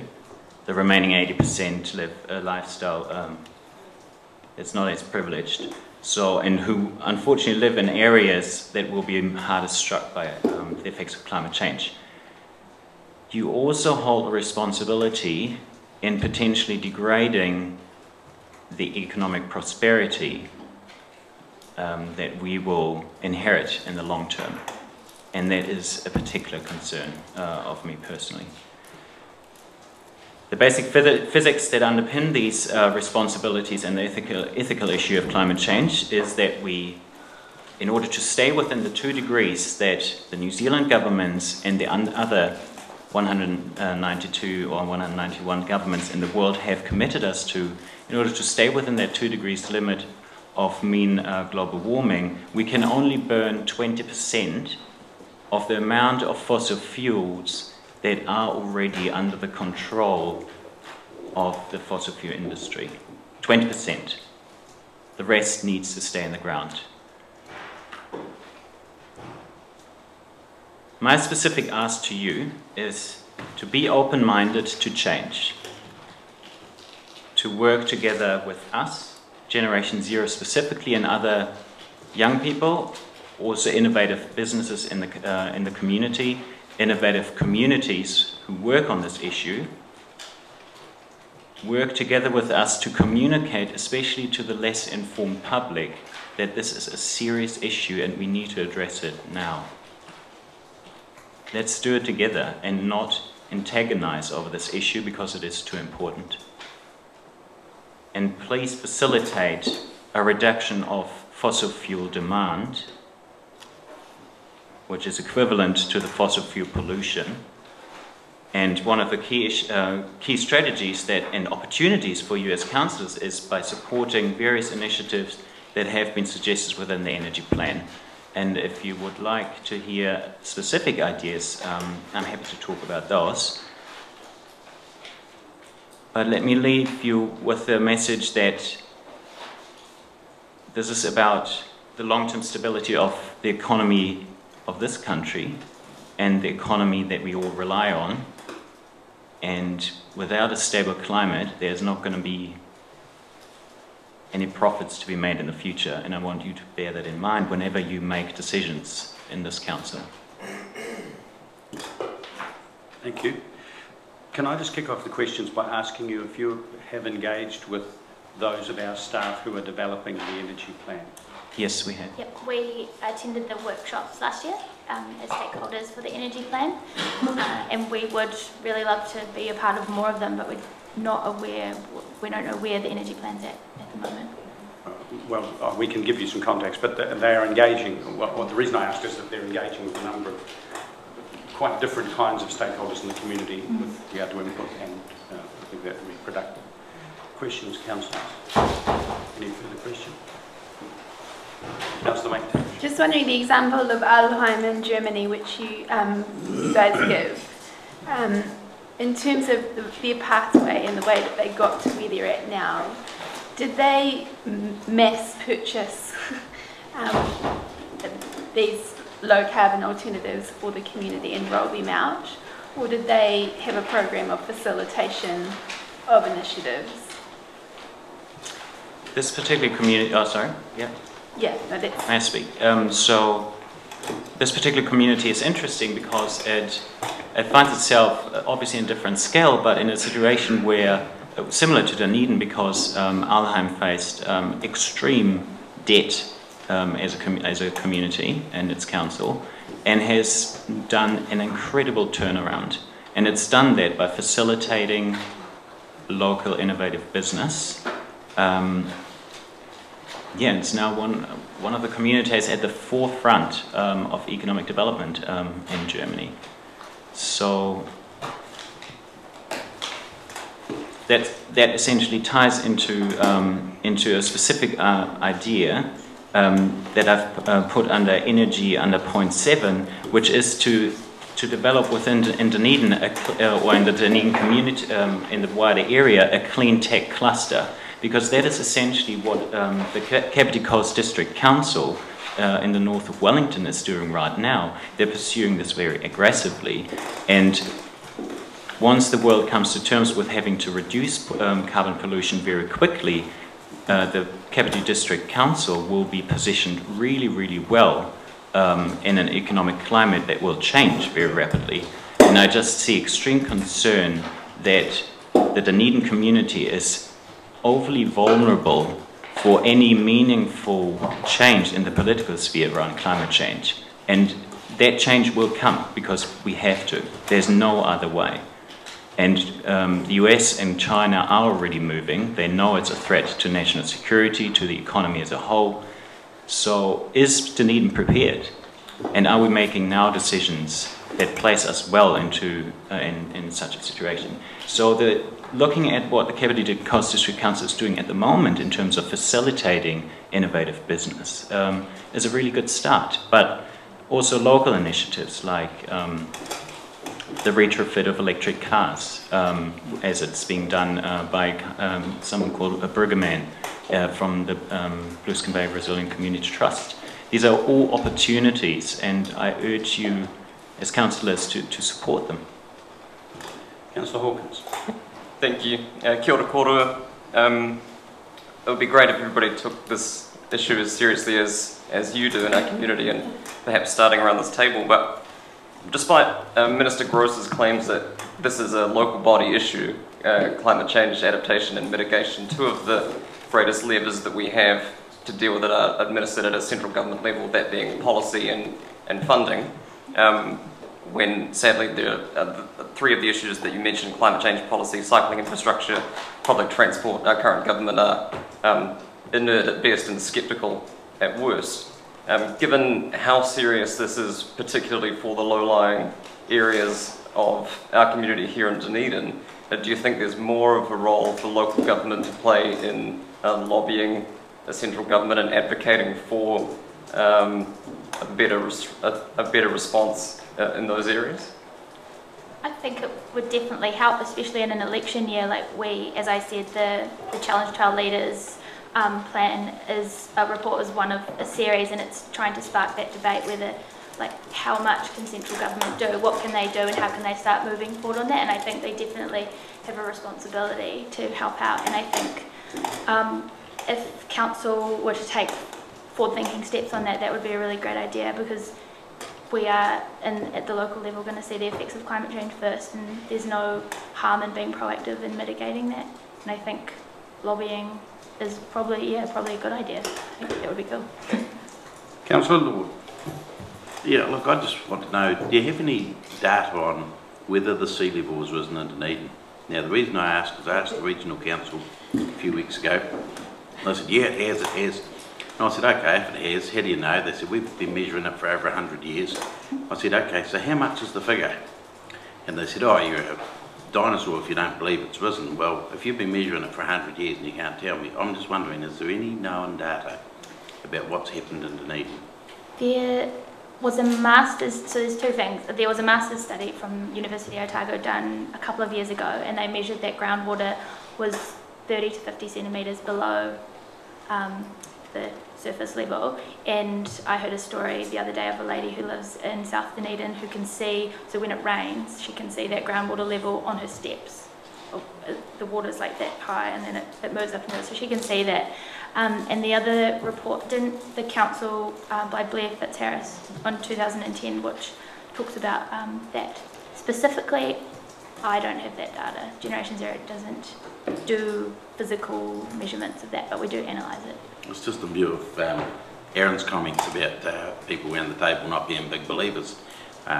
Look, I live below sea level too, and I see rain and I know what it looks like, but I'd also say this, is that if you really seriously want to make me start taking you seriously, you'd find out those figures, because, you know, if no one can give me that data, and yet they say there's a problem. I'd just really love to see the problem before I saw the solution, or worried about the solution. I mean, I've got no evidence that sea levels are rising here. Have you read the fifth assessment report, the summary for policymakers? No, I haven't. But, It's a pretty good... but what I'd say is if the levels are rising, surely we can see that. And clearly that's not the only issue. I mean, this problem is especially of economic nature. And if you look at actually at the policy summary of the International Panel on Climate Change, where it explicitly says, quotes the overwhelming evidence that there is for sea level rise in the different regions around the world, plus all the other effects that climate change is going to have. You need to think also, where does Dunedin want to sell its services and products and the rest, for example, to China? If China destabilizes economically due to climate change, which is very likely, you know, who are the big markets that New Zealand is going to be selling to? So if you want an immediate risk factor to think about dropping off demands, interrupted transport routes due to extreme weather events.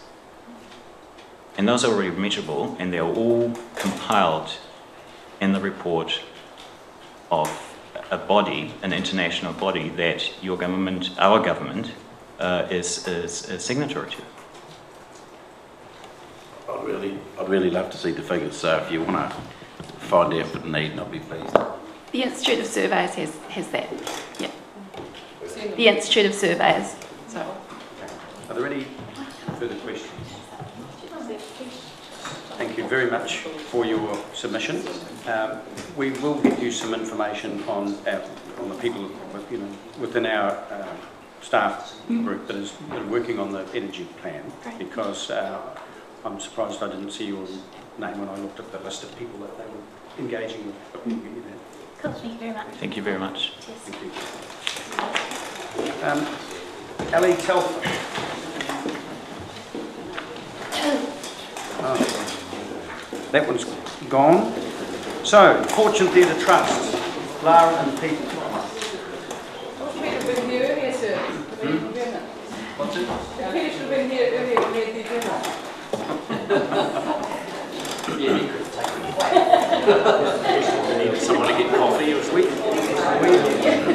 Oh. Next thing we planned to do Where were you when we needed you? At Port Chalmers. And it sounds like it was the best place to be. Which is where the problem is, and where the complaints should have gone to. No problems at Port Chalmers. Right, welcome. The next 10 minutes are yours to regale us. Thank you, Your Worship, and I hope that we don't take that long, because the Fortune is in the happy position of coming along to say thank you to the City Council, as we have done for the last few years. This year, the Fortune celebrates its 40th anniversary, and it's a remarkable achievement for any arts organisation, but 4 years ago at the Fortune, it simply didn't look like we would get to celebrate that milestone. The reality is that arts organisations like the Fortune experience regular peaks and troughs in their history, and 4 years ago we were in one of the deepest troughs that we had ever been in. Now, the support that we received from the City Council and its staff was critical to our survival in 2010, and we're here today to say thank you for the support that we've enjoyed from you over many years, but most particularly for the support we've received in the last 4 years. As a direct result of that support, and plenty of hard work from people like Lara and her staff, the Fortune is in good shape, both artistically and financially. And this was recognised last year by Creative New Zealand when they awarded us core funding for a 3-year term. The Fortune has an annual budget in excess of $1.6 million. We employ 25 or up to 25 full-time equivalent staff. But just as importantly, over 20,000 Dunedin people attend performances at the Fortune each year. That's more than for most other performance organisations in the city combined. Now, we're aware that the Council is in the process of reviewing its funding policy for the community sector, and that this will potentially impact on arts organisations like the Fortune. We support the review, And we also believe that the Fortune, Sinfonia and other arts organisations are critical to the community well-being of Dunedin. We like to think that we are the glue that holds Dunedin's social fabric together. And this council has been an outstanding advocate and supporter of arts and culture in our city. We hope that one of the outcomes of the funding review is that that commitment is strengthened further. I'd like to ask Lara McGregor, our Artistic Director, to touch on some of the specific initiatives that we're undertaking this year. Hello everyone. Lovely to see the councillors and welcome to the new councillors, because obviously when a year ago there's been some change, so it's as much as I miss the joyous smiles of the likes of Neil Collins, it's lovely to see new councillors here as well. 40th anniversary really does mark your anniversary as a city and what you've contributed to the theatre. That also marks, Fortune also marks now being one of the longest running theatres in the country, and that's no mean feat really when you look at the closure of Downstage in Wellington and the likes of the closures of theatres in America, how many there have been given the nature of the economic crisis. So we feel very proud that we have the support that we do and we continue to do well. CNZ has shown us great confidence, and since I've been on board, going from being on the at-risk list with them through to 2 years funding and now 3 years secured funding until the end of 2016. Just to clarify, our operational costs have not shifted and will not shift until 2016. So what we operate on actually stays the same. The additional funds that we have received from Creative New Zealand go towards specific initiatives. So they do not go into raising our wages or putting on more shows or doing anything like that. That money is aligned to specific things. And 3 of the specific areas that I wanted to grow at the theatre over the next 3 years was education. So we have now employed a part-time education officer who relates directly to all of our high schools, is about to reignite our high school ambassador program, and of course liaises directly with the students and creates educational outlets for them. We take workshops now into schools and can do that because we have that support within our organisation to drive that.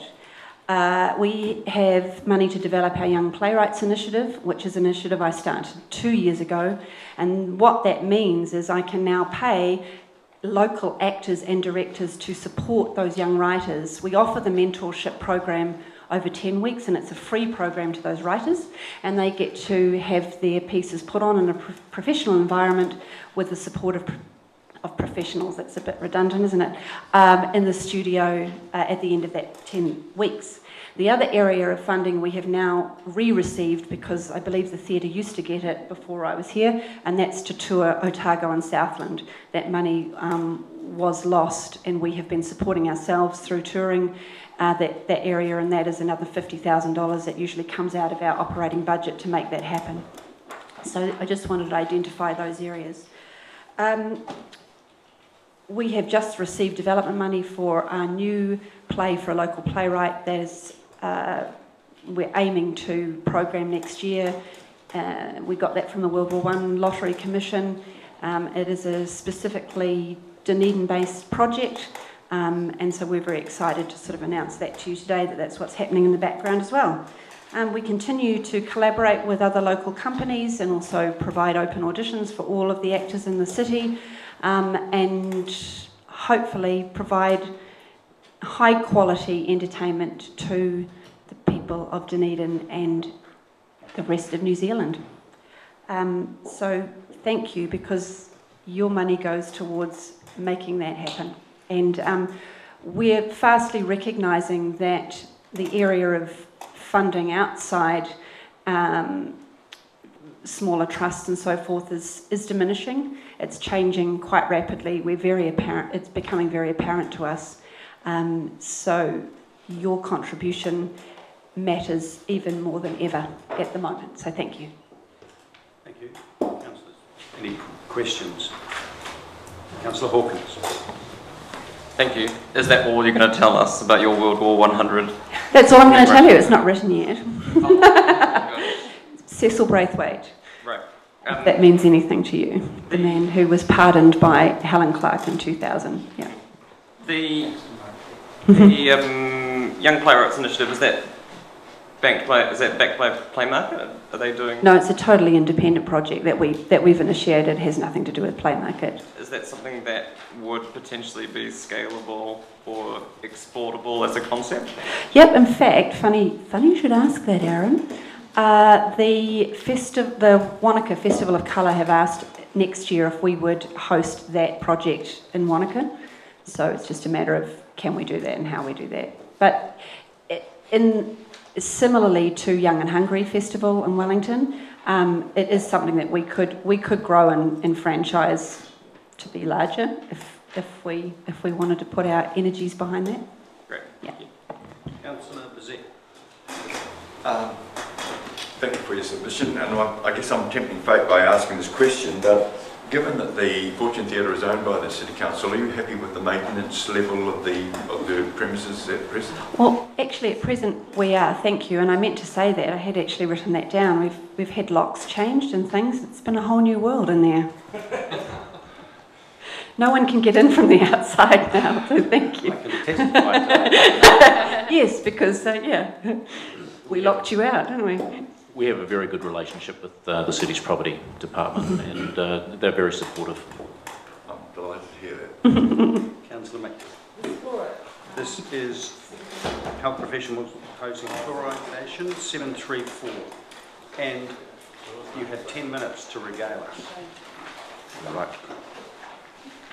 Hello, councillors. My name's Bevin already. I'm a dental practitioner from Green Island, and I've been in practice for 42 years. For the first 20 years of my practicing life, I embraced and believed in the orthodoxy that I was taught at Otago University. And in that, fluoridation of the water is pretty well an article of faith.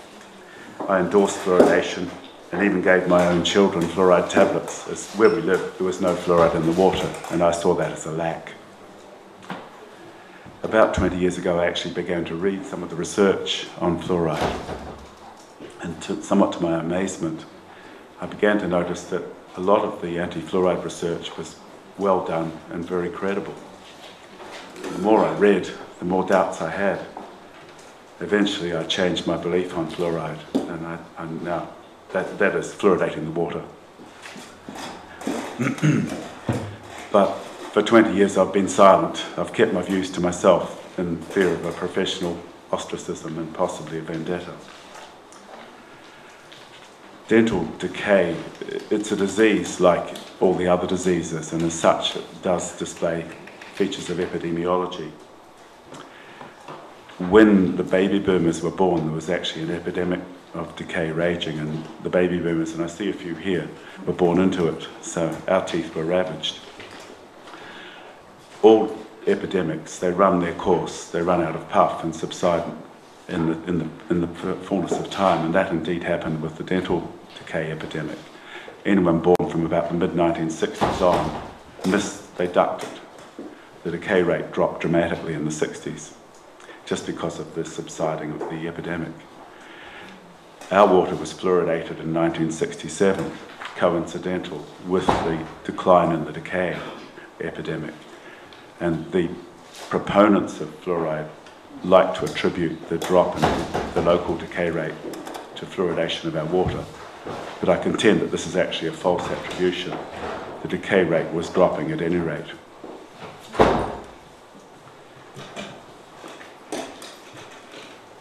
Fluoride does, the uncomfortable reality for the pro-fluoridationists is that the decrease in the decay rate is virtually the same in the non-fluoridated areas as the fluoridated areas. Depending on the research you read, there can be a slight difference, but it's generally the same.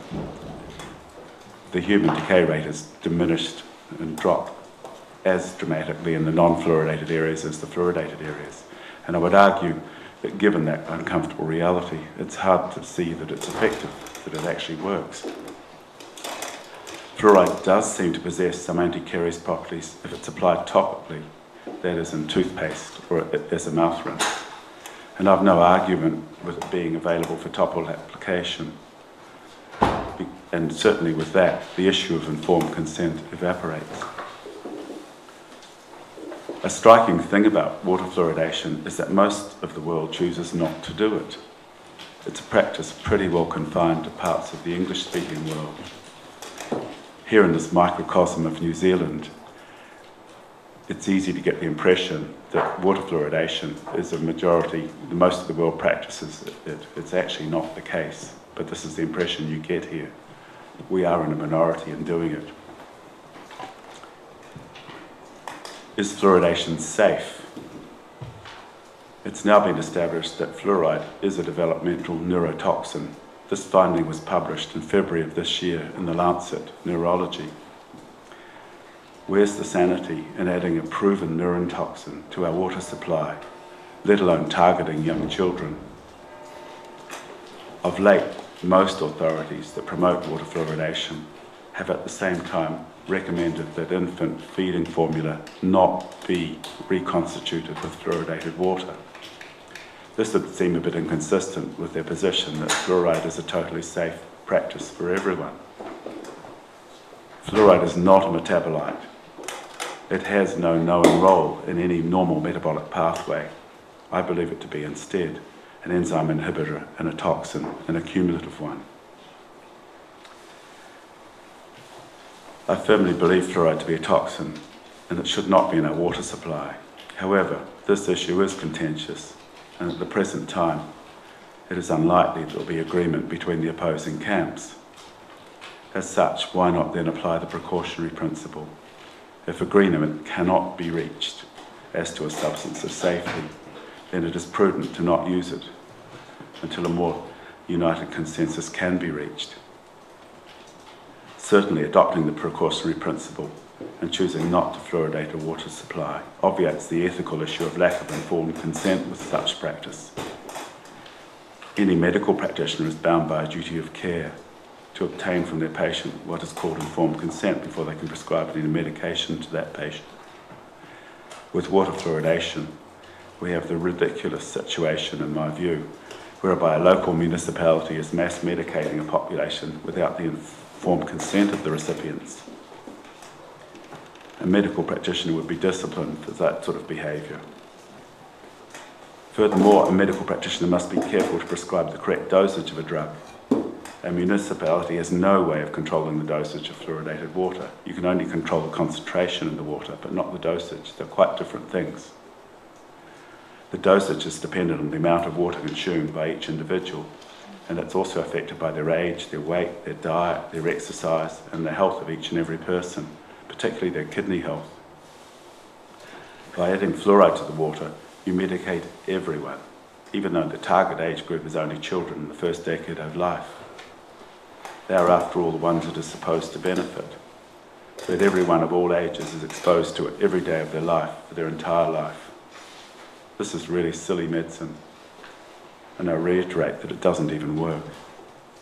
So why are we doing it? There is only one thing I contend that is black and white and unarguable, and that is that the ethics of water fluoridation is indefensible. To mass medicate a population without their consent and with no control over the dosage is totally indefensible from an ethical and moral standpoint in today's world. I'm done. Thank you. Thank you. I kick off the questions by asking you, Russell, about what you term an epidemic of tooth decay. In my understanding, and I may be ignorant on this, epidemics usually have a cause, like an infection. So what's the infection that was rampant, I'd have to say, not only during the baby boomers, but through the decades, previous two generations in my family anyway? What was it? What was the effective factor, and what made it go away? Epidemics occurred, Dave, when two things coincide. The host population's resistance declines and the virulence of the organisms involved in the disease process increases. If they coincide, you can have the conditions for an epidemic. Certainly our parents suffered tooth decay, but we baby boomers, it was actually the worst. No, but what was the infection? What is it? Oh, I see. That's a difficult one because the biota in the mouth is so complex. but the strep mutans is probably the one that's fingered the most. It's the carbohydrate fermenting organisms that typically are involved in the decay process. And what made them go away in 1967? Right, it wasn't that they went away, they still live in mouths, but their virulence decreased. They were more virulent for roughly 20 years. Why? We're puzzled by that. We are. Any other questions? Councillor Hawkins. Thank you. I'm interested in your definition of what consensus means with regards to your calling for the precautionary principle, because there seems to be fairly broad consensus among practitioners and researchers on this issue. That most of them are pro-fluoride. Yeah, you're saying that everyone has to agree before we get consensus? I don't think that's possible, Aaron, but certainly most of the academics in this country would be pro-fluoride. If you go elsewhere, India, China, you'd find the opposite around the non-speaking world. Does that answer your question? I'm pretty sure they speak. So in India and China, you're saying there's a consensus of anti-fluoridation among practitioners and researchers? Definitely. The practice is really only parts of the English world. At dental school, I can personally think of 5 colleagues who are all overseas trained who are anti-fluoridationists, but they keep their views to themselves. Can I just ask what your professional qualifications are? BDS. Thank you. Thank you. Councillor Law, yes. Yep. Look, I'd just like to ask the question, how do you feel about chlorine in the water then? Chlorine, I filter it out. It does worry me. After it's already killed the bugs? Yeah. Sure.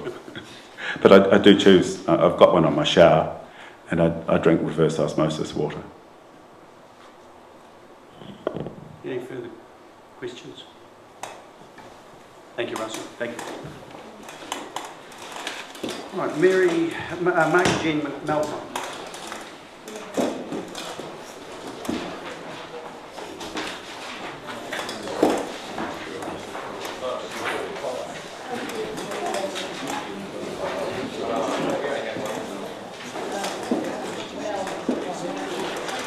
Welcome. You're representing Abbeyfield. Yeah. The next 10 minutes is yours. Thank you.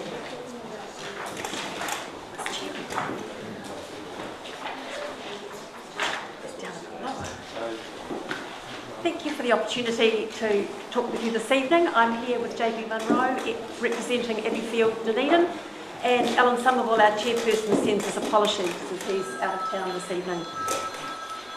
For those of you who are not aware of what Abbeyfield is, it's like flatting for seniors in a warm, family-style, independent home, and we've got some more information here for any of you who want some more. With a warm home, healthy food and the company of supportive people, residents' need for a rest home is typically delayed or even prevented completely. We're part of a not-for-profit national and international organisation with a strong track record of providing affordable quality housing alternatives for active seniors. Our purpose-built facility has been operating in Waikari since 2007 and provides accommodation for 8 seniors. We're here to commend the Council for a number of initiatives in this annual plan, including food resilience and rates relief and assistance for heritage buildings. We support the Council's current investment in the upkeep of the Council's current social housing stock. We've come to remind you of 3 things, but in particular some older initiatives that still need to be on the radar. Your own social housing needs assessment back in 2012 identified the need for 1,000 more social housing solutions for older people by 2031. Your social housing strategy identifies your target of investing in 5 new properties per year from the 2015-2016 year, which no matter how you do the maths, can't barely meet 10% of that identified need. Thirdly, your social housing strategy highlighted the key role of partnerships with other social housing providers if the other 90% of this huge identified need is going to be met. Yet we can't see any resources allocated in this annual plan for furthering such partnerships. We want to make sure that social housing is clearly on the agenda and in the budget for the Council in this coming year. As your own past research and the Grant Thornton report back in 2010 identified, we're heading for a major crisis if we don't invest in social housing options for lower income older adults. We've not made much progress since all these reports and strategies were written. It's not an easy issue. We commend the Council for the leadership that you've shown with various strategies and initiatives to address the social wellbeing and social housing needs of Dunedin City residents, including your recent Cosy Home scheme. We want to work with you to advance the social housing strategy further into action. In particular, we're looking for some commitment, first of all, to building a formal relationship with us to explore the ways that the Council can support the sustainability and affordability of the Abbeyfield model as a social housing alternative for seniors. In particular, we want the Council to consider ways they can directly invest in Abbeyfield Dunedin to achieve your stated commitment of working in partnership with third sector organisations to address social housing need. At least three possibilities of what that investment could look like could be, first of all, a capital contribution towards our fundraising target of $300,000, which is what we calculate is needed to make our rents at an affordable level for lower income elderly. And or looking at rates relief on the huge bill of around $8,000 per year that we currently pay.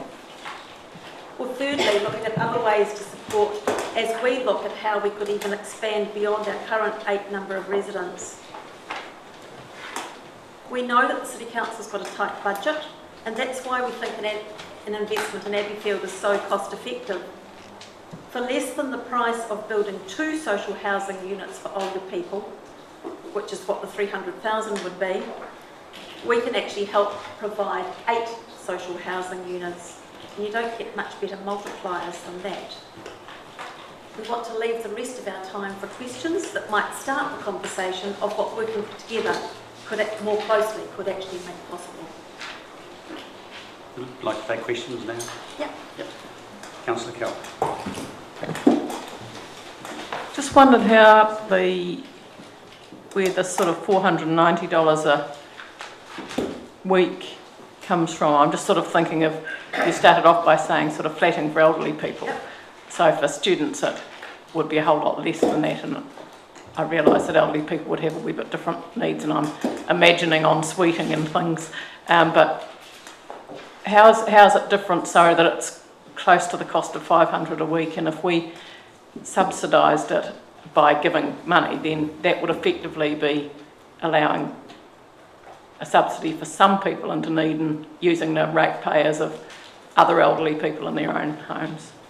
So where the $490 comes from and where it's different from a student flat is that I have never found a student flat yet that's got a housekeeper who cooks 2 meals a day.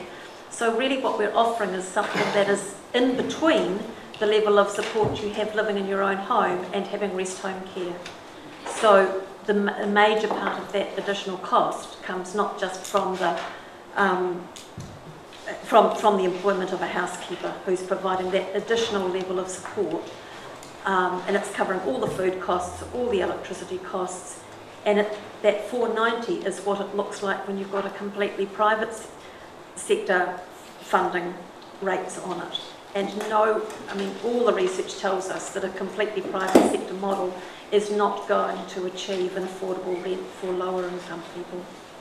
So that's our purpose, is basically saying without local or central government or philanthropic sector support, there is no way that there is a private sector. If this was a niche that the private sector would fulfil, then we would have affordable retirement facilities for elderly, for lower income elderly, and there's nowhere in the country that is being achieved without some form of state philanthropic contribution. Councillor Hawkins. Thank you. I'm asking questions on behalf of Councillor Benson Pope. He's just too embarrassed. Are they mixed flats? What? Are they mixed flats? Yeah. Most certainly. Just so that I get a picture of it, because I wasn't aware of this concept until reading your submission. Is it essentially like an assisted co-housing project? I mean, how independent are the rooms? Complete. So are they studio rooms? The studio rooms with an ensuite bathroom, Right. with a communal dining room, so people eat lunch and dinner together communally, Yep. and they organise their own breakfast. But the housekeeper does all the shopping, so you're relieved of the need to go off and shop or cook or pay the rates and the maintenance, the electricity bills and things.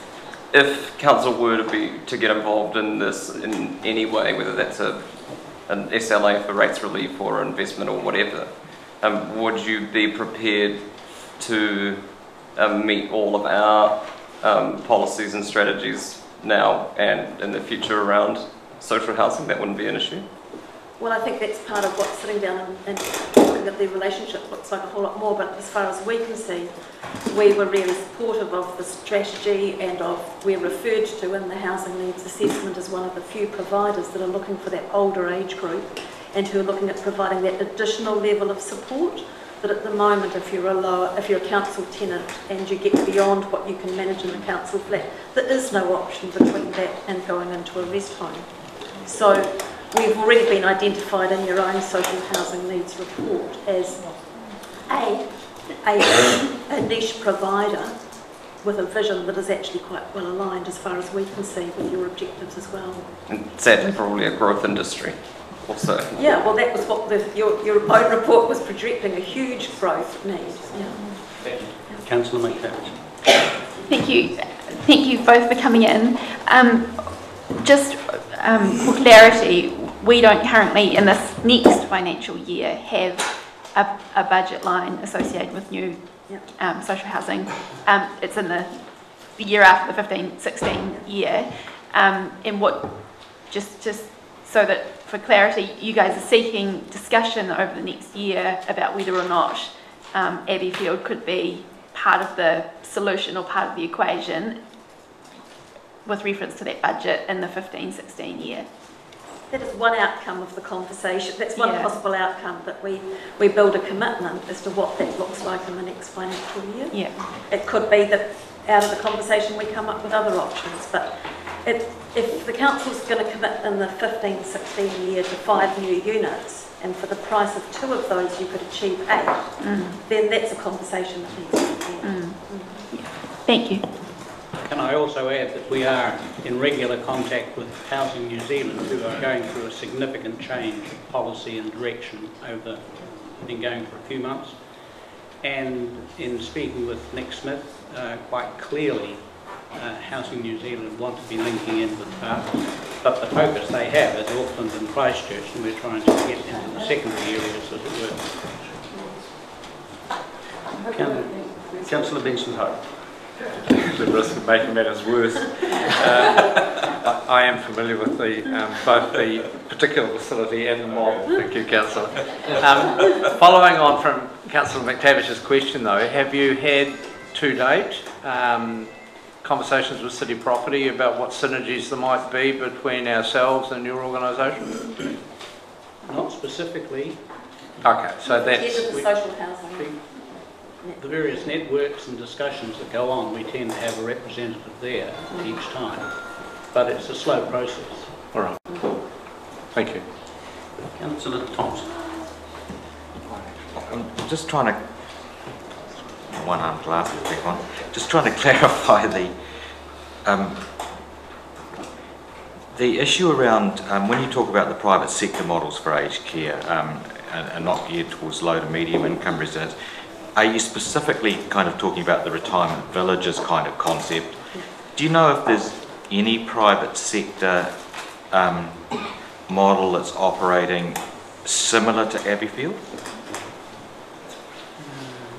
Well, you could even, not that we're aware, and when Grant Thornton did their report back in 2010, they said that it wasn't a niche in the market that the private sector was likely to enter into, because their returns were obviously going to be from the sale of retirement units. So when you compare even the way Everfield was established in Dunedin, our units are about half the cost of what the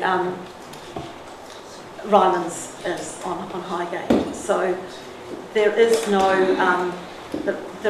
way of building the model on commercial capital just to achieve a rent. Okay, so that's really what I'm trying to understand. The financial modelling we've done says you have to have at least 40% capital that's grant or gift money there to make the social housing rent affordable. Right, okay. No further questions? Can I just ask JB a question before he leaves? I'm sure you're the most famous Munro that was ever out of your family, but you had an elder brother, just for the sake of my councillor mate here. Who was your elder brother? You're talking about Bert? Bert, yeah.